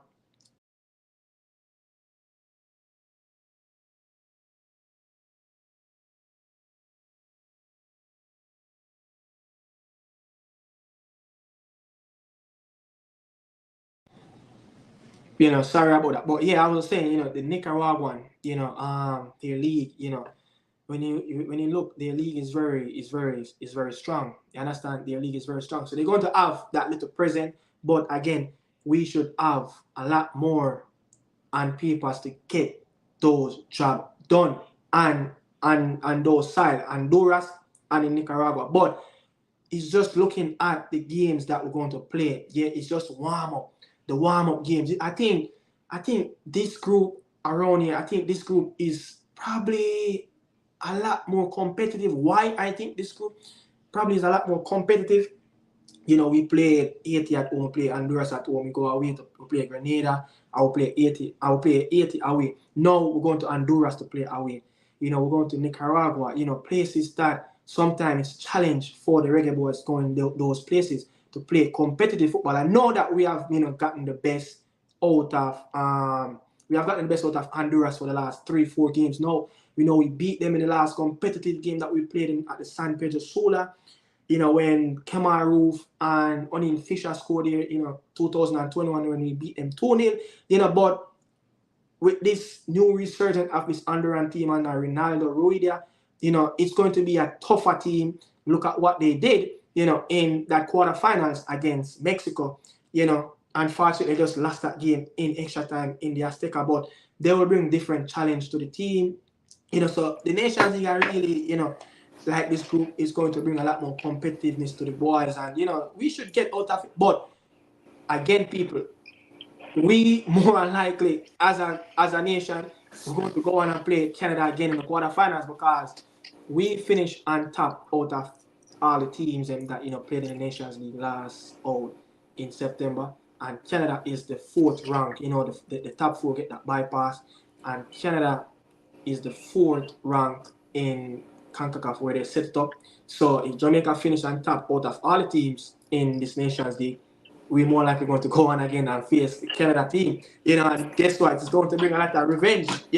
So it's a good thing, man. But if you rewind back the clip, 2013 Caribbean Cup, 2013 Caribbean Cup, and the top of Whitmore when we have players like Chivan Stewart. We have so much. We have like a mixture of local and overseas. I think we have Demar Phillip. We have Jacomino Barrett. We have the goalkeepers. I forgot their name, but I think Ricketts was there. And who remember that Caribbean Cup? We finished last, with Martinique, Cuba, French Guyana. Cuba was a team that beat us, when we needed to win that game to go through, and we missed out on that Gold Cup as well. I don't know how many people remember that. We missed out on a Gold Cup, I think around a decade ago. But just because our failure to get out of that group with Martinique, Cuba, and French Guyana, but look at what happened then until now. Jamaican football has gone on to our next level. The type of players that we can select. You get me? I said the type of players that we can, transfer from different countries and bring them into our country and let them get their Jamaican passport. So football have make a lot of progress back then. But I don't think if you put Martinique, Cuba, and French Guyana in our group and tell Jamaica to go and finish in the top 2 and make it to the World Cup, we can't do it. We can do it, but just the sets of games that we going to play in the Nations League September and October. It's going to be very a little competitive, and that's what I want to see. Get the best out of the players. Daniel, your thoughts though. Going to Nicaragua and Honduras. Last time out we played away to 80 and away to Grenada. You would say 80 is a very good team. They gave us a lot of problems, but Nicaragua and Honduras, I think that will bring a lot more competitiveness to the group of players leading up to that knockout run in the Nations League. Because look, we want to win it. That's what we want to do. We want to move one step ahead. Again, every time we go into a tournament, we want to move forward and try to go and win that competition. But Nicaragua and Honduras away, very competitive grounds. Those 2 teams going to fill their stadium. Nicaragua Stadium, 40,000. Same thing with the San Pedro Sula, around 45. Home crowd, rocking as a 12-man. What do you think though with those 2 teams? Just by not saying we cannot beat them, but just the feisty of those games away on Central American side. I think the Honduras one on September 10th. Yeah. That one away, that's gonna be a very difficult one. I expect we should still go away to Nicaragua on the 10th, October 10th. I think we should be able to get that W, but that chicken against Honduras, Honduras, that's gonna be the one. That's gonna be very tricky. They, as I said, at home, they're very feisty. They're the fans there. You Yeah. know, I don't think their pitch is too good neither. Nah, it's not really too good. The Yeah. Honduras pitch, the grass is so high at times. Even the Mexican complain about it. Yeah, so if we think that it's gonna be an easy game, it's not. Those are those games that's go away to get to the World Cup. That's gonna matter because I expect at home, at office, I expect us to win those games comfortably. But the away games, is gonna be the one that we're gonna have to stock in and get the results. Yeah. Yeah, but I think that game against Honduras is gonna be the very difficult one to me. Yeah, that's going to hello. Greetings. Manners and respect. Daniel, go through. Yeah. Go through, man. Go through, man. Go through, man. Go through, man. Yeah, the thing with the better season. The better season. Yeah. So I clear up that. Yeah. No, trophy important, yes. Yeah. No, our trophy don't carry the same weight. Yeah. Alright, no. The start and the objective when you just start the season. What is the objective? Premier League. The main objective. Then Champions League. Exactly. Yeah. So if that time is it. And FA Cup. Yeah. If people, even when you read we up in a FA Cup. Yeah. I happens to have an important Premier League the weekend.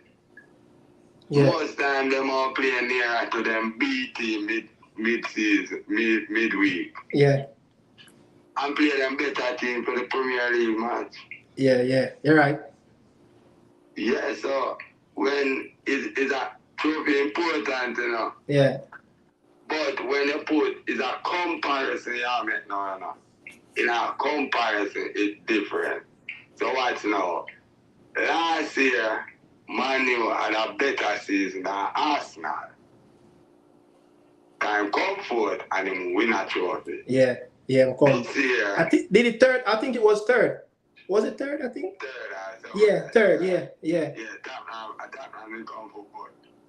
That's how you go. Who come forward, Daniel? Aston Villa. No, last season. No, man. Last season.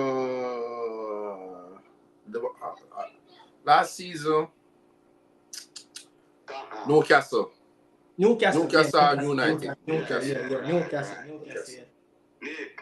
Yeah. You see how them things they go? Yeah. People hardly remember second, third, and fourth. Yeah.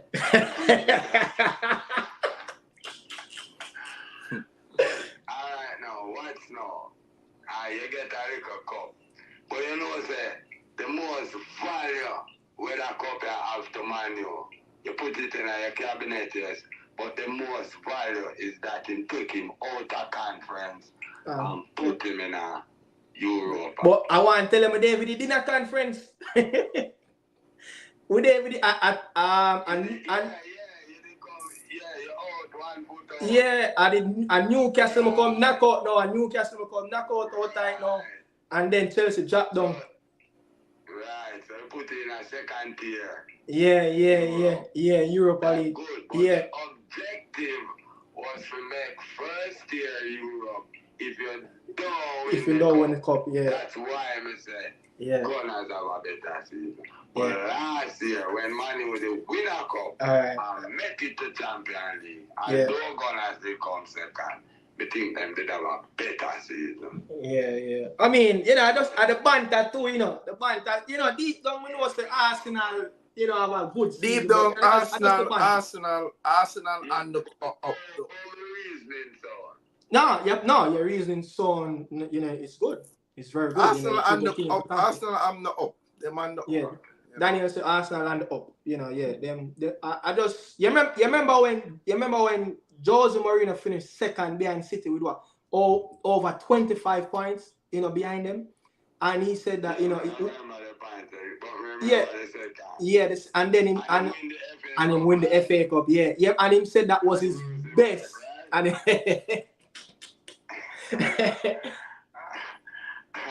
even Van Gaal win the FA Cup against Crystal Palace, and him losing job. Yeah, I'm losing job. So yeah, but I mean, like the FA Cup kind of derail Manchester City the championship in a 4-piece in a row. It kind of bring a little upstir in the city still. Yeah, it's kind of bring a little upstir in the city. But that's what man said. Jack Lee, the man that took too much part in our Jack bring back some celebration and rum drinking when he do from last year, when he win triple, The man bring them back just for this. I said, brother, I'm more partying with that football than anything else. Yeah. All him do for I must say 3 goals and 3 assists. Whole season. Whole season. My biggest party man at the end of it. Yeah. We need to get back in game together. I have a question. I have one question. Pep Guardiola have said that he's more on out, more than signing a new contract. Next summer his contract will expire.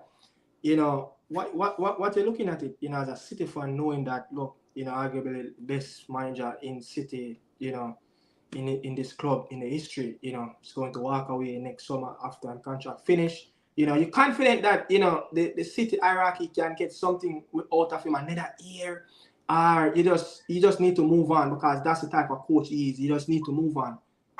Alright, and that I'm gonna tell you, whether this year or one more year, it's still all come to an end. Yeah. You get me? Yeah. And we get enough out time, I think, that if him saying want to move on, all me have to do is tell him thanks. Alright. You get me? Yeah, man. I can't go say no. Yeah. The management, if them can squeeze a 1 year, that good. Yeah. But me have the next coach already. Alright. Go on, hold that one there till him get a point. Go on, keep. Wait, no, I know no secret this. You don't know the next coach. No, I'm not a City fan. I just run a coach, I will come on my team, man. Michel, the same name? He gonna learn English. Right? Oh, he gonna learn English. So he might do like what the Pep Guardiola do when him take a break and then for go learn English. No, he's still our coach, Jerome. I'm Michel in name? English. I'm Michel in name? I sit to one Jerome. But members say not for go give way right now because they're in the Champions League and UEFA have a thing that you can't have. No, man, don't read them the thing, man. UEFA tell you say he won't kick out and everything. No. You remember RB Leipzig? RB Leipzig, yeah. I remember RB Salzburg, yeah. Yeah. 2 of them play Champions League already and I see them owner. Red Bull, yeah, man. Them have them way for work around thing. But one thing I have to go do, right now the 2 clubs must have one director.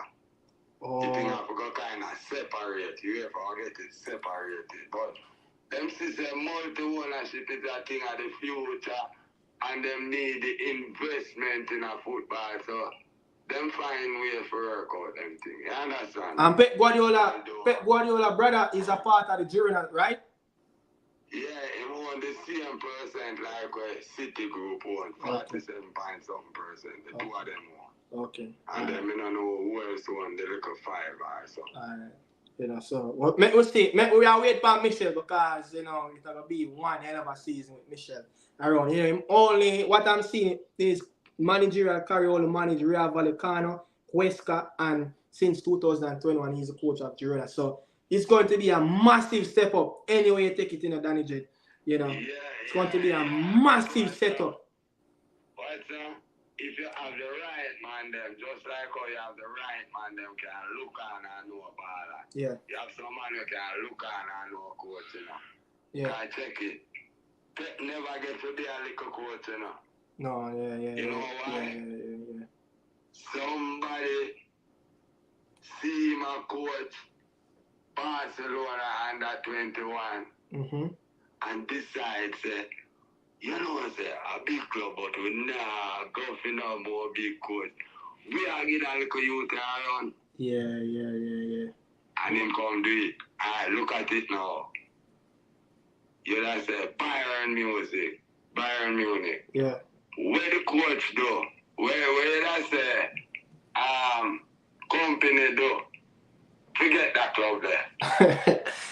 Boy, you know, one, you know, them really look at him body at work, you know, and look at how him style of play, especially Burnley, because even though Burnley, you know, got buttoned down a lot in the Premier League, him just never changing philosophy. Him stick with it. You hear what I say? And him have a system, not just a system, but him have a structure for each player, position, and the pitch. You know, so and then again, he can speak German, as what Daniel said in the part previously. He's played for Hamburg, you know, about 30 games in the Bundesliga. He also speak French, English, you know, he speak a little bit of the Dutch language. So, you know, he have a lot of language in his caliber. So, again, a whole heap of thing. As you know, if you want to be a Bayern coach, you have to can speak fluent German and English.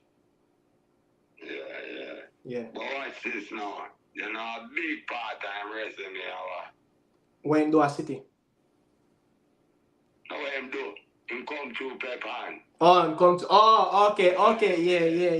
One of the ways Yeah. to get a nice coach Yeah. is to go sit outside a Pep and go somewhere around Pep. Ten, they done that Pep too, you know. Wait, watch this.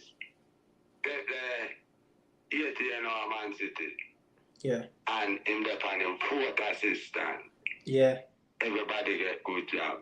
Yeah. Mainstream. Yeah. You understand me? Yeah. Who not gone Qatar or somewhere. Yeah. Gone need a champion you understand me? Yeah. That's one of the ways where we sit down for people trust you if you know a court system. Yeah. You know, say, to me, alright, for judge a coach, you have intangibles, so you know, you can't just go trophy alone. No, man, you can't. No.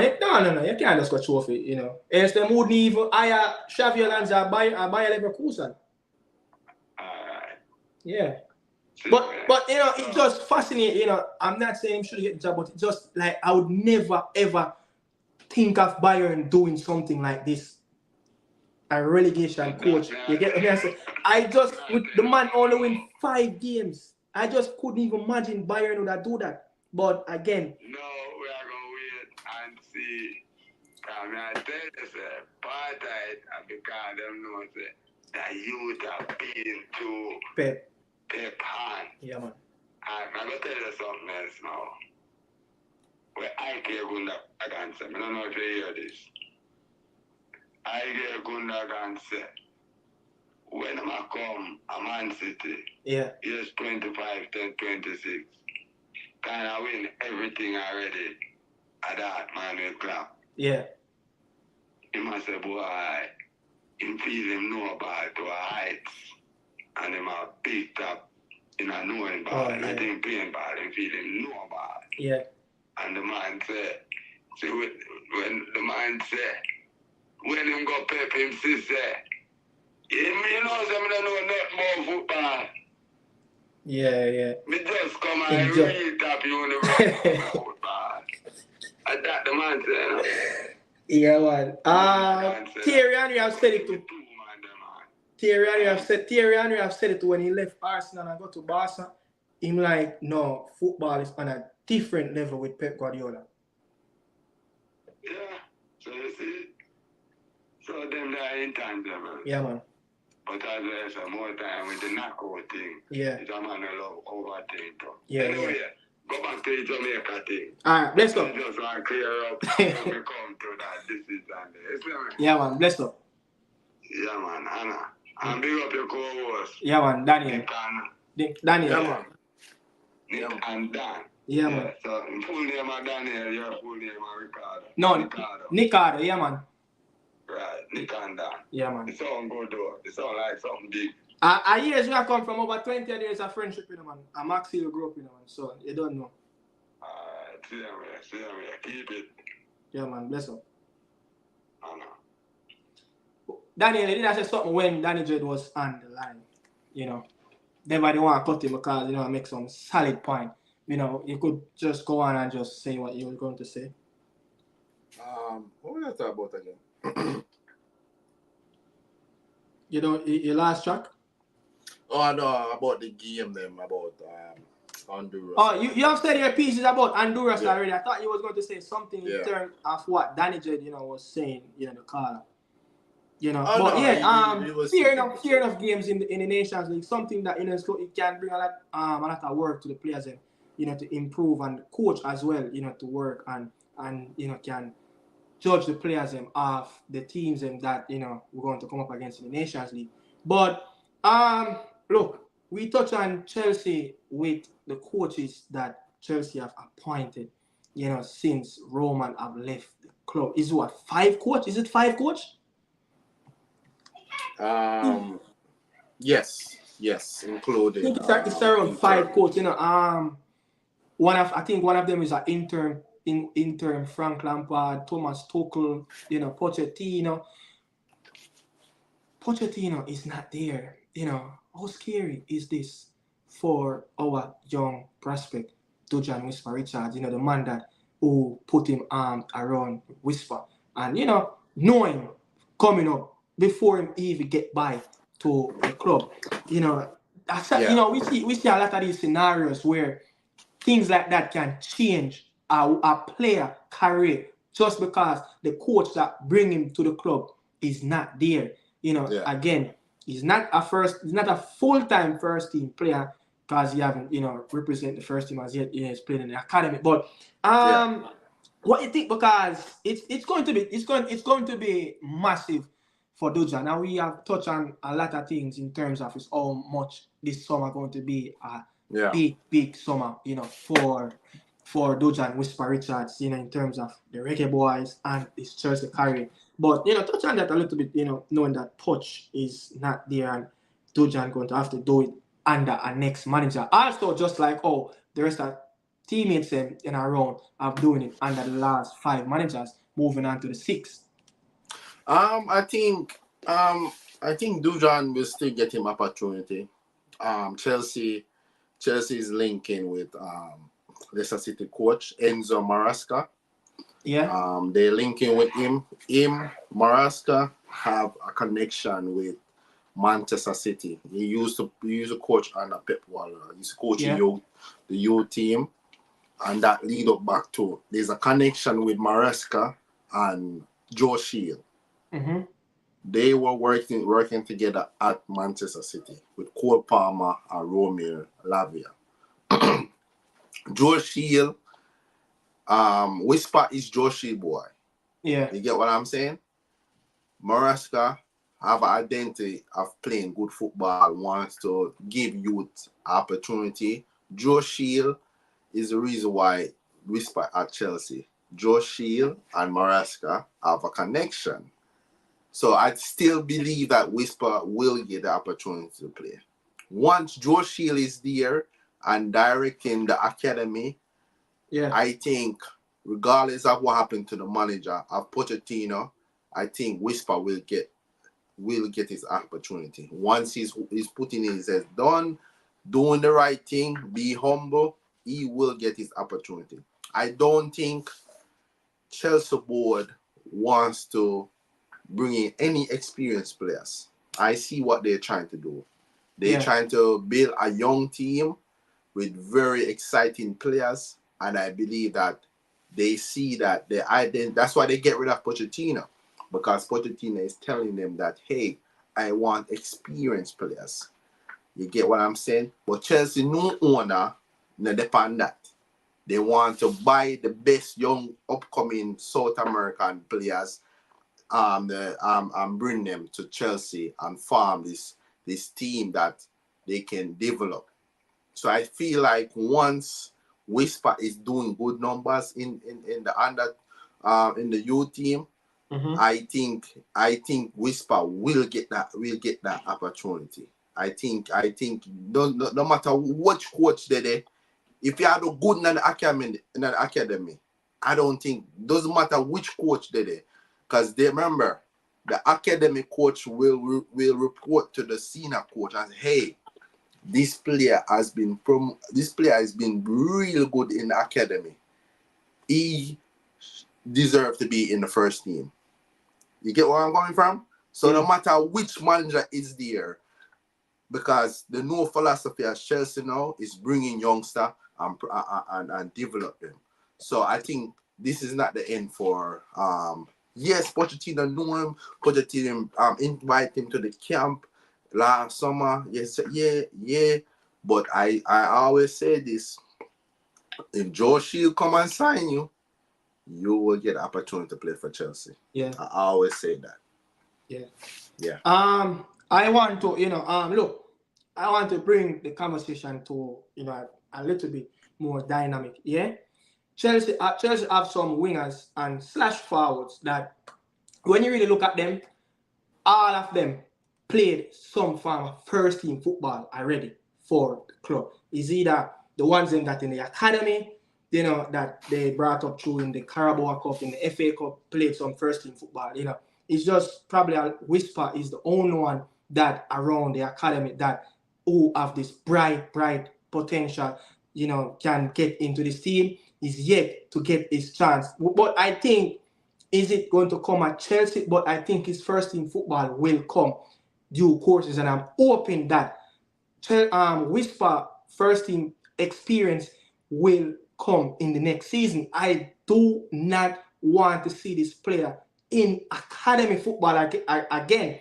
Why I said, I know Omari Hutchinson have done his fair parts at Arsenal now, at Chelsea, spent that came over, switched London clubs to get first team action. But when you look at some wingers that played for Chelsea, Madueke, he is 22 years old. He has 6 years as a professional playing in the Eredivisie League. Yeah. For is it PSV? I think he's 22, so he's have 6 years of playing first team football as a professional already. That's a way above what Whisper level of coming from Phoenix. Next up, Modric, 23. Modric have been playing first team football, not just for Shakhtar, but for the club that he first get his opportunity at around, I think he was around 17. So Modric have played 8 years of first team football already as a pro, and Modric have played 3 Champions League campaign as well. Madueke is a player that played European campaign in the Eredivisie League. Diego Moreira, a player that is in I think he came up to Benfica. He's on loan. He's on loan, the 19-year-old. He have played couple first team football for Benfica, and he have played in the Segunda Portuguese League. That's the second tier in Portugal with Benfica B. That's professional level. Just like you have the La Masia playing at a very high level in Spain. So these players have played the Angelo, that's his name. Angelo Gabriel played for Santos. This player have played Copa Sudamericana. That's the Europa League for South America. And he played a couple seasons where he have played over 100 games for Santos. You get what I say? And they have Salzburgs too. And you get what I say? So you have Washington, a player that is 18. He have also played in the Sudamericana for Santos. You get what I say? He have played a full season with them. So when you look at some of these players, Estevao for Palmeiras, playing with Hendrick in Brazil, professional level at a very high standard, played in the Copa Libertadores. Another player that Chelsea link with Olise is a winger. When you look at all these players have played professional level at Whisper age. Is either at his age, they start out at his age, or they're playing at a younger age. So when I laid out all these stuff, you see the disadvantage where he's going to have to make up a lot of grounds. But hear this. Yeah. Who you think is behind all those signings? As I said, Mr. Shield is amongst most of those signings. You He know, but shield. what I'm saying though, I'm not saying, you know, he's not going to get in the first team or he's Yeah. way off than those players. I'm not saying it. I'm just highlighting these stuff of the wingers and forwards. Jackson Martinez have been playing professional football for over 4 years. Nicholas Jackson, you Nicholas know, Jackson. Nicholas Jackson have played in a professional football in the first team for over 4 years. So when Yeah. you look at it, the disadvantage of where Whisper have come from, you know, he have a few grounds to make up. But what I was saying, one thing Whisper have over most of these players is physics of strength and his Yeah. power and his shooting technique. He have that over, and his height and his body build. He Yeah. have this over all of these players. Yeah. You get what I say? So he already have the framework cut out already at this young age, 18 years old, to make it in the Premier League at Chelsea first team or any. And he have the framework. It's just now him have to go do the groundwork, and the groundwork is him have to play first team football coming next season. Else him gonna find himself behind. Not saying talent are gonna waste, but he gonna find himself behind if he want to make it into a professional setup playing first team football. Um, Because these are the players that he gonna compete against. I don't think he would. I don't. I disagree because most of those players they just call. Though those most of those players they just call. They decide they're Hendrik Perez, a number 10, and can play on the right side. All they say, number 10 can play up on the right side. That Brazilian kid can play up on the right side. A Whisper, striker, Yeah. left I side. think his best position should be a striker.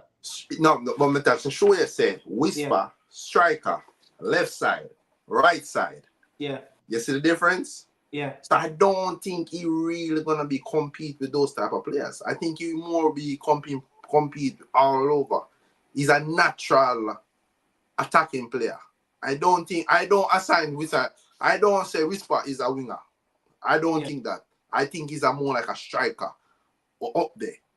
You get what I'm saying? Yeah. But Angel Perez is a number 10. He's a creative midfielder. You get what I say? So that's why I don't think logically he will be compete with those players. Unless he go to the coach and say, yo, coach, a winger want to play now. But 90% of the time when you watch Whisper, when I play for the youth academy, what we want to play? The striker. Yeah. I don't think he will be competed with those players. Unless Chelsea start, I think he's more like Washington, Nicholas Jackson. If Chelsea bring in a couple more young strikers, then yeah. But Gabriel, who was at Strasbourg, I think he played as a striker, you know, but he's more like a supportive striker. who Gabriel? Yeah. No. He's a winger. He's a winger. Yeah. I mean, he played, you know, he played in a different system at Brazil. He's a playmaker. Yeah. He's a playmaker. You know the South American. Yeah. I know what you different. mean. Yeah. But I just don't think Whisper will be compete with those players. I think me personally, I think Whisper is ahead. Because in Chelsea know. Yeah. He know what it is to play in the youth, in playing at the youth, in playing at the second string team. I think Whisper is ahead. And plus he already trained with the team. Those players have not reached England yet. I personally Whisper is ahead. I think that's you get where I'm going from? Because playing in them players have minutes under them belts. You know, a lot of games, you know, exposed to first team football. Yeah, that's what I was just saying, that, you know, I said all of that. But I see a news come out saying that Perez and I forgot his name, the Brazilian kid that we're gonna sign as well. What's his name? Estabo. I see a news that saying that when they come in 2025, they're not gonna be going out on loan. They're coming straight. And then you have a player then, Kenji Paez, who is going into his third season at Independiente Valle in Ecuador. He's ready. He's ready. Him already, him ready. Yeah. I mean, I say him ready. You know, but it's going to be massive. You know, see what's going to happen. Yeah. But I really do want to see Whisper play first in football. That's where I want to see him play. You know, when you look, alright, say Whisper can play Manning Cup again. Yeah, what you will think Manning Cup will do to his development? It will stagnate his development, like playing against some players that is way above, you know, their level. You understand that? He's way above it. So looking at it, man, you know, I think he's just going to get low. You have seen it. You have seen it with a lot of players at Chelsea. Yeah, they came, and guess what? Managers have said, look, they are just not in my plans. You know, look at Big Rom when he told Jose at 16, I want to play. Was it Jose? He told he wanted to play, and the Big Romelu Lukaku. Yeah. In like Kevin 16, De Bruyne, 17. Yeah. And he went out on loan a few times.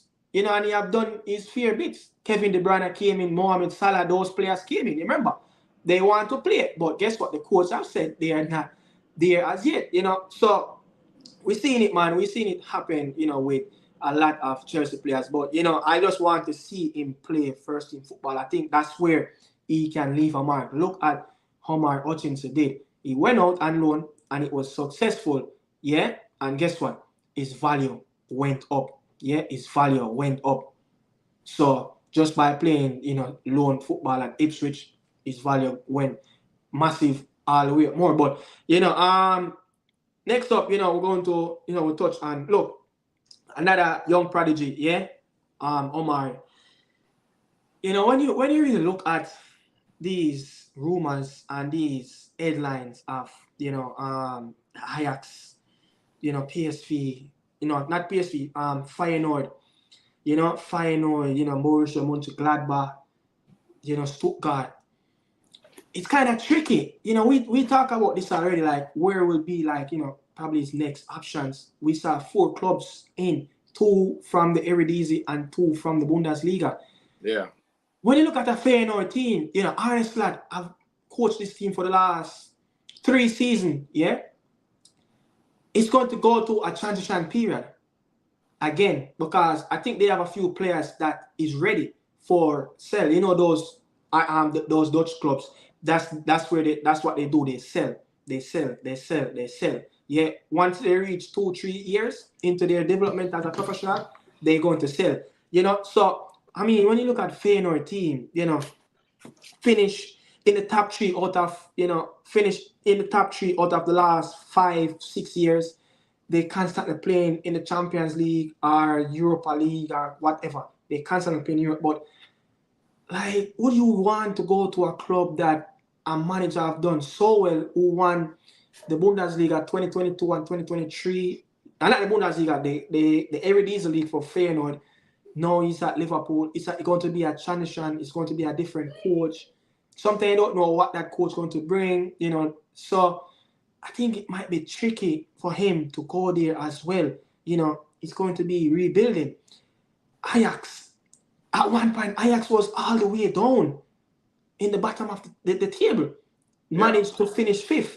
You know, managed to get, I think it's a conference spot. You know, another team that really wanted him. You know, they're like probably a loan with an option, 18 million to buy him. But who you really want to go to an Ajax team at this moment? You know, Ajax have appointed the Italian. They haven't do so since 1999 was the last time they hired a foreign coach. And the last time they finished 5th in the Dutch league, it was that time when they hired the Danish coach, you know, Martin Olsen. Yeah. So it's going to be tricky, but I don't want to see him with either one of those 2 clubs because it's like a rebuilding process. You don't know what you're going to get from this Italian coach.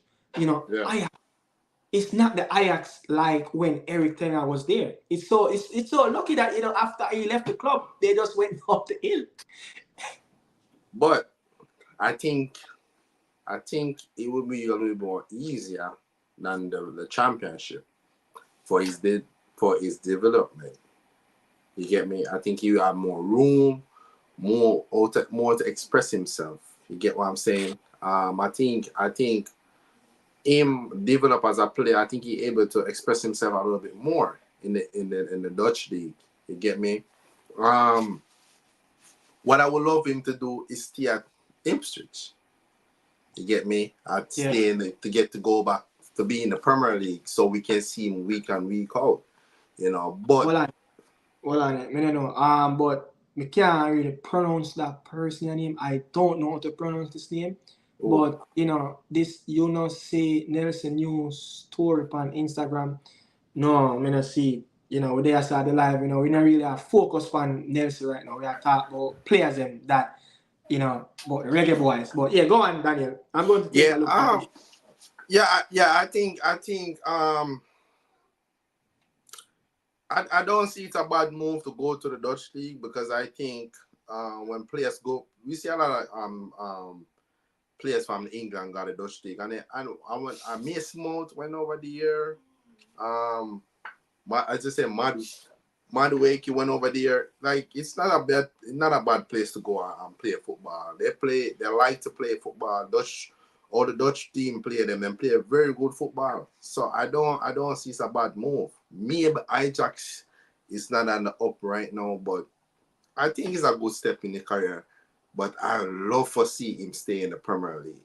I would love for that. But those two clubs are a rebuild though. You just never know what these days you're going to get. With Ajax, Arne Slot leaving, you don't know what you're going to get. So you want to go to a club that you know exactly what you're going to get.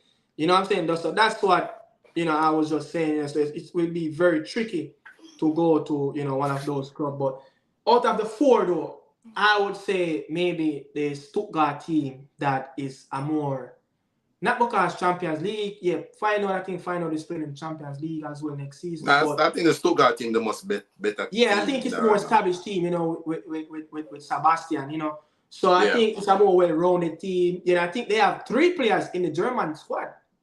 Yeah. I think they have Anton, Furich, and I think there's another player, I think it's a wing back. But they have around 2 to 3 players in the German national team. But I think it's a more established team, a team that, more compact, a team with more stability.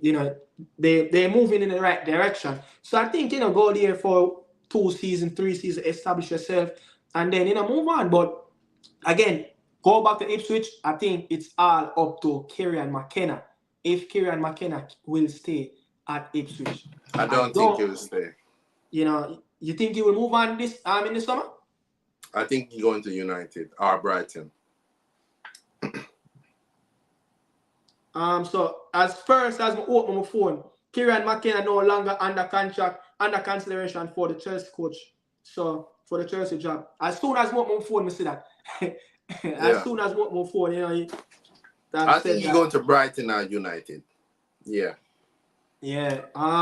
But next up though, the Stuttgart team, Stuttgart this season, look what they have done, man, to finish above Bayern Munich, man. The coach just last 10 games, he have a 64 winning percentage, in the league. He picked up 2.1 points per game. So that's what I'm saying. Borussia Mönchengladbach are fighting close to the relegation job. They haven't been so since the last 3 to 4 seasons. After the COVID, they haven't been like the Borussia Mönchengladbach that we used to. But Stuttgart is a more established team. They have finished 2 times as second place. In the last 5 years. So I think it's a more stable club at the moment. One thing though, Stuttgart is more similar to the Ipswich Town team. With family orientated around. Really good owners. Really good coach. Really good backroom staff, people that will take care of you, as a youngster, So I think they have a really good chance of finish in the top 4 again because they will go on and sell, a player like URC with a release class, 17, 18 million. Furich, Bayern Munich have linked with him. Also, the winger. So they're going to get in a few pieces because they will get the money from player sales and also from the Champions League. So I think is more probably suitable for that system, that togetherness. I see that in the Stuttgart team, and I watched them a lot this season, that togetherness, similar to what Ipswich Town has provided for him. you know. But Borussia Mönchengladbach finished 1 point above the playoff, the relegation playoff, 14 in the Bundesliga. No. I don't think that's a good option. Also, but want to move on from that. I think we have a few pieces before we wrapped up. But I don't know if you saw this news, but the Copa America, they going to have this big payout. 70 mil US in terms of prize money, and the Jamaica Football Federation will get 2 million just by participating in the group stage. Yeah, all national teams want to get 2 million, but where the big money going to come up? Every team that go on, each quarter finalist will get an extra 2 million from the participant fee. Yeah, if you go on from the quarterfinals and go to the semi, yeah, you will get an extra 4 million in prize. If you finish third, that's 5 million. If you finish second, that's 7. And if you win it, it's a record fee around 16, 17, something like around 16, 17. I think it's close to around 20 million, for prize money. But the US have signed, look at this. The US players, any prize money that the US men's national team get in this Copa, 71% of that prize money going to be awarded to the players and the coaching staff. Yeah, that already. So I would love to know with the Reggae Boys team, have the potential to go to the next round. Yeah, what will happen with that extra 2 million? Or if they move to the semi-final, what would happen with that 4 million? Whatever it is, you get what I say? But if I was Reggae Boys, I would sign a contract before anything. So because you already know this federation already. I'm trying. Before that was about 1%. Alright, yeah, man. Yeah. But then, can't even plug in this thing for charge. Coming out, I have my mic. And this the man I talk about. What? Reese Nelson. That Jamaica shirt? Yeah, and him tag Leon Bailey night. Baller. Oh, really? The man just put on him friend jersey. I don't really buy much into that until I see that he get that selection in the national team to come and play for us. I don't really. Is he at Jamaica? Yeah, he's in Jamaica at the moment. The social media has been in frenzy with his posts and all of that. But I don't really buy much into that. But Blake, what do you think about Blake's new contract? 2-year contract, multi-millionaire contract. Some people say now the ambition, but I'm looking at it at a different level now. He's 33. What do you mean now the ambition? Do they know if there's more thing on the table? More off on the table? I don't know. You have always said there's option around. It doesn't work like that. I'm sure if there's better off on the table. At this stage in his career, it's all about what's benefit him and his family. Yeah. Yeah, I don't think, ambition and all of that, but I think at 33, he's looking at the retirement side of his career now than moving to the next level, I think, he has passed his time where, to move on. I think that's where he's going to retire, Philadelphia, at his professional level. And I would love to see Blake come back in the league and play for a season in the Jamaica, and then call it a day. But 2-year contract with option, the club have an option to trigger. He's supposed to probably be the highest earner. The highest earner at Philly is around 1.5 million. Ure. 1.5 million, something like that. Not a lot, but I think Blake is very underpaid as a goalkeeper. I think he's very underpaid. Berkey is at St. Louis, is on 1.3 million a year annually gross. Blake should be getting more than that. Blake should be getting at least 3 million at Philly. I have said it multiple times. If Blake did probably a more established franchise in the MLS where they're not scared to spend money. And I think I have lost Daniel. They would have probably give him a lot more money. But yeah, people, I've come to an end of the podcast, man. I really appreciate everybody that leave their comment, respect Daniel for that input, about Manchester United season, ex-Arsenal and his team, Manchester City, but, it's been a really, really good 2 hour ride with you guys, really appreciate it. I think, let's see, I think we might can do a live, I think we might can do a live tomorrow, I think we might do a live tomorrow, but I want to do a preview on, I know Daniel is a massive doucheball, German supporter, and I'd probably love to do a preview of the Euros, but, really appreciate everyone, man, we're here to give you guys a different input and a different side of all the topics that talk around the Jamaican space with these Jamaican players, that's what we do, we talk about different stuff around football, as I said, it's just hard to come here and talk about, just 2 hours worth of Jamaican football. I think, the amount of games that I've watched over the weekend, I think I'll be starving my knowledge to just open up and expand on those things that I've watched over the weekend. So that's why you see, we really kind of give a little different flow around the football.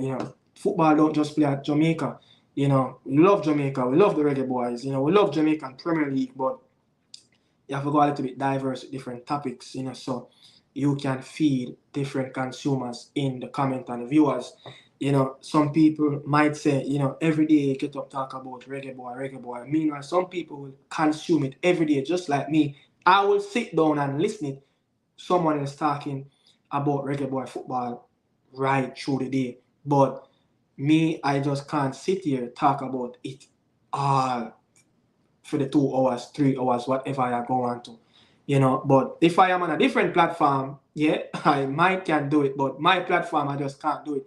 I want to give a lot of, reasons around football. But, big up on yourself. We have talked about so many things. Claudio Ranieri, 38 years as a professional coach since 1986. Coached 19 clubs, professional teams. The Cinderella story that he have done with Leicester City. The Cinderella story that he have brought up Calgary from Serie A C to B to A. Wonderful. Toni Kroos is leaving the sports in the summer. What else? So many things, man. People, big up on yourself. I really appreciate it, man. I really appreciate it. Look, I don't care, the viewership. I just want to make sure that, look, whenever people come on my platform, we have that reasonability where we can learn from each other. You get what I say? We can learn from you guys, we can learn from me, and us as the YouTubers, the vloggers who are on the panel, That's our job, to broadcast football, football. Because even when we talk about Reggae Boy football, we stretch it, Jamaica. I don't know probably which country a Jamaican don't live in. So when we even talking about the Italian football, remember even Ronaldo Aronson, Ravel Morris used to play in Italian Serie A, the Mexican League, Ravel used to play for Atlas. So we have different players around the world. You get what I said? Different players around the world. So we just have to touch on different things, But whoever on stream right now, look, I'm begging you guys. There's a game on tonight at 9 p.m. Club America versus Cruz Azul. The first leg played on Thursday. Club America won away at Cruz Azul home. The final leg will play at the Azteca. People, if you live in the US or everywhere you live, if you live outside the US and you can watch that game on a side, whatever it is, please watch that game. It's high level quality football. You get what I say? It's high level of quality football. And if you continue to watch those type of leagues, you will have a better understanding of your opponents, of your dangers, of your prey, around CONCACAF, yeah? So that's why when I have time, I watch even the Nicaraguan team, the club team in the CONCACAF Champions League. I think one of their club team beat Club America at home. I think it was Real Esteli beat one of those Mexican team at home, and it was a big upset. So when you watch those team, if you have the privilege of watching those leagues, just watch them. Yeah, it's very knowledgeable to learn different aspect of CONCACAF football. And when you watch even the Costa Rican leagues, yeah, you learn different and realize that those national teams have a bigger pool locally than the Reggae Boys to pick from in terms of how those players well develop and grow, yeah, in their home country. So you will understand CONCACAF football a lot better if you don't just zone and box yourself in terms of watching JPL, listening to Reggae Boys commentary or whatever it is about Reggae Boys. Just expand your mind a little bit, because they always said the wider you go, the more knowledgeable you get. You get what I say? So it's just like taking up another book outside of Jamaica. Yeah, the more books you read, the more knowledge you get and wisdom. So you understand CONCACAF teams a lot better, and you understand what to expect from certain teams when it's World Cup qualifier, World Cup, Nations League, whatever, and watch some South American football. It's simple, man, but big up on yourself, Daniel, Max City, really appreciate it. Everybody that's in the chat, tie, short, boss, really appreciate it, man. But I'm going to jump off now and, get some stuff done and see which other reggae boy doing their podcast and listen and give my support. Big up yourself, Max City, great program and analysis. I really appreciate that. That mean a lot. Big up the chat and big up yourself, Ricardo and Daniel. Massive salute, people. Bless up on yourself, I'm out.